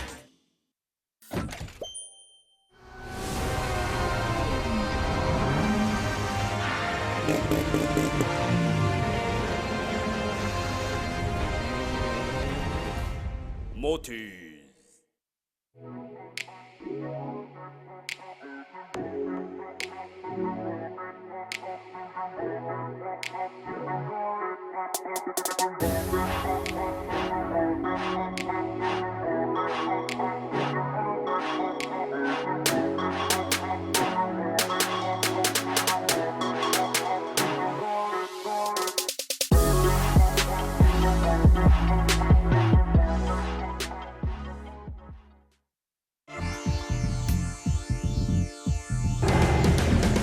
The brightness called brilliant, blinding and vivid. Valenti.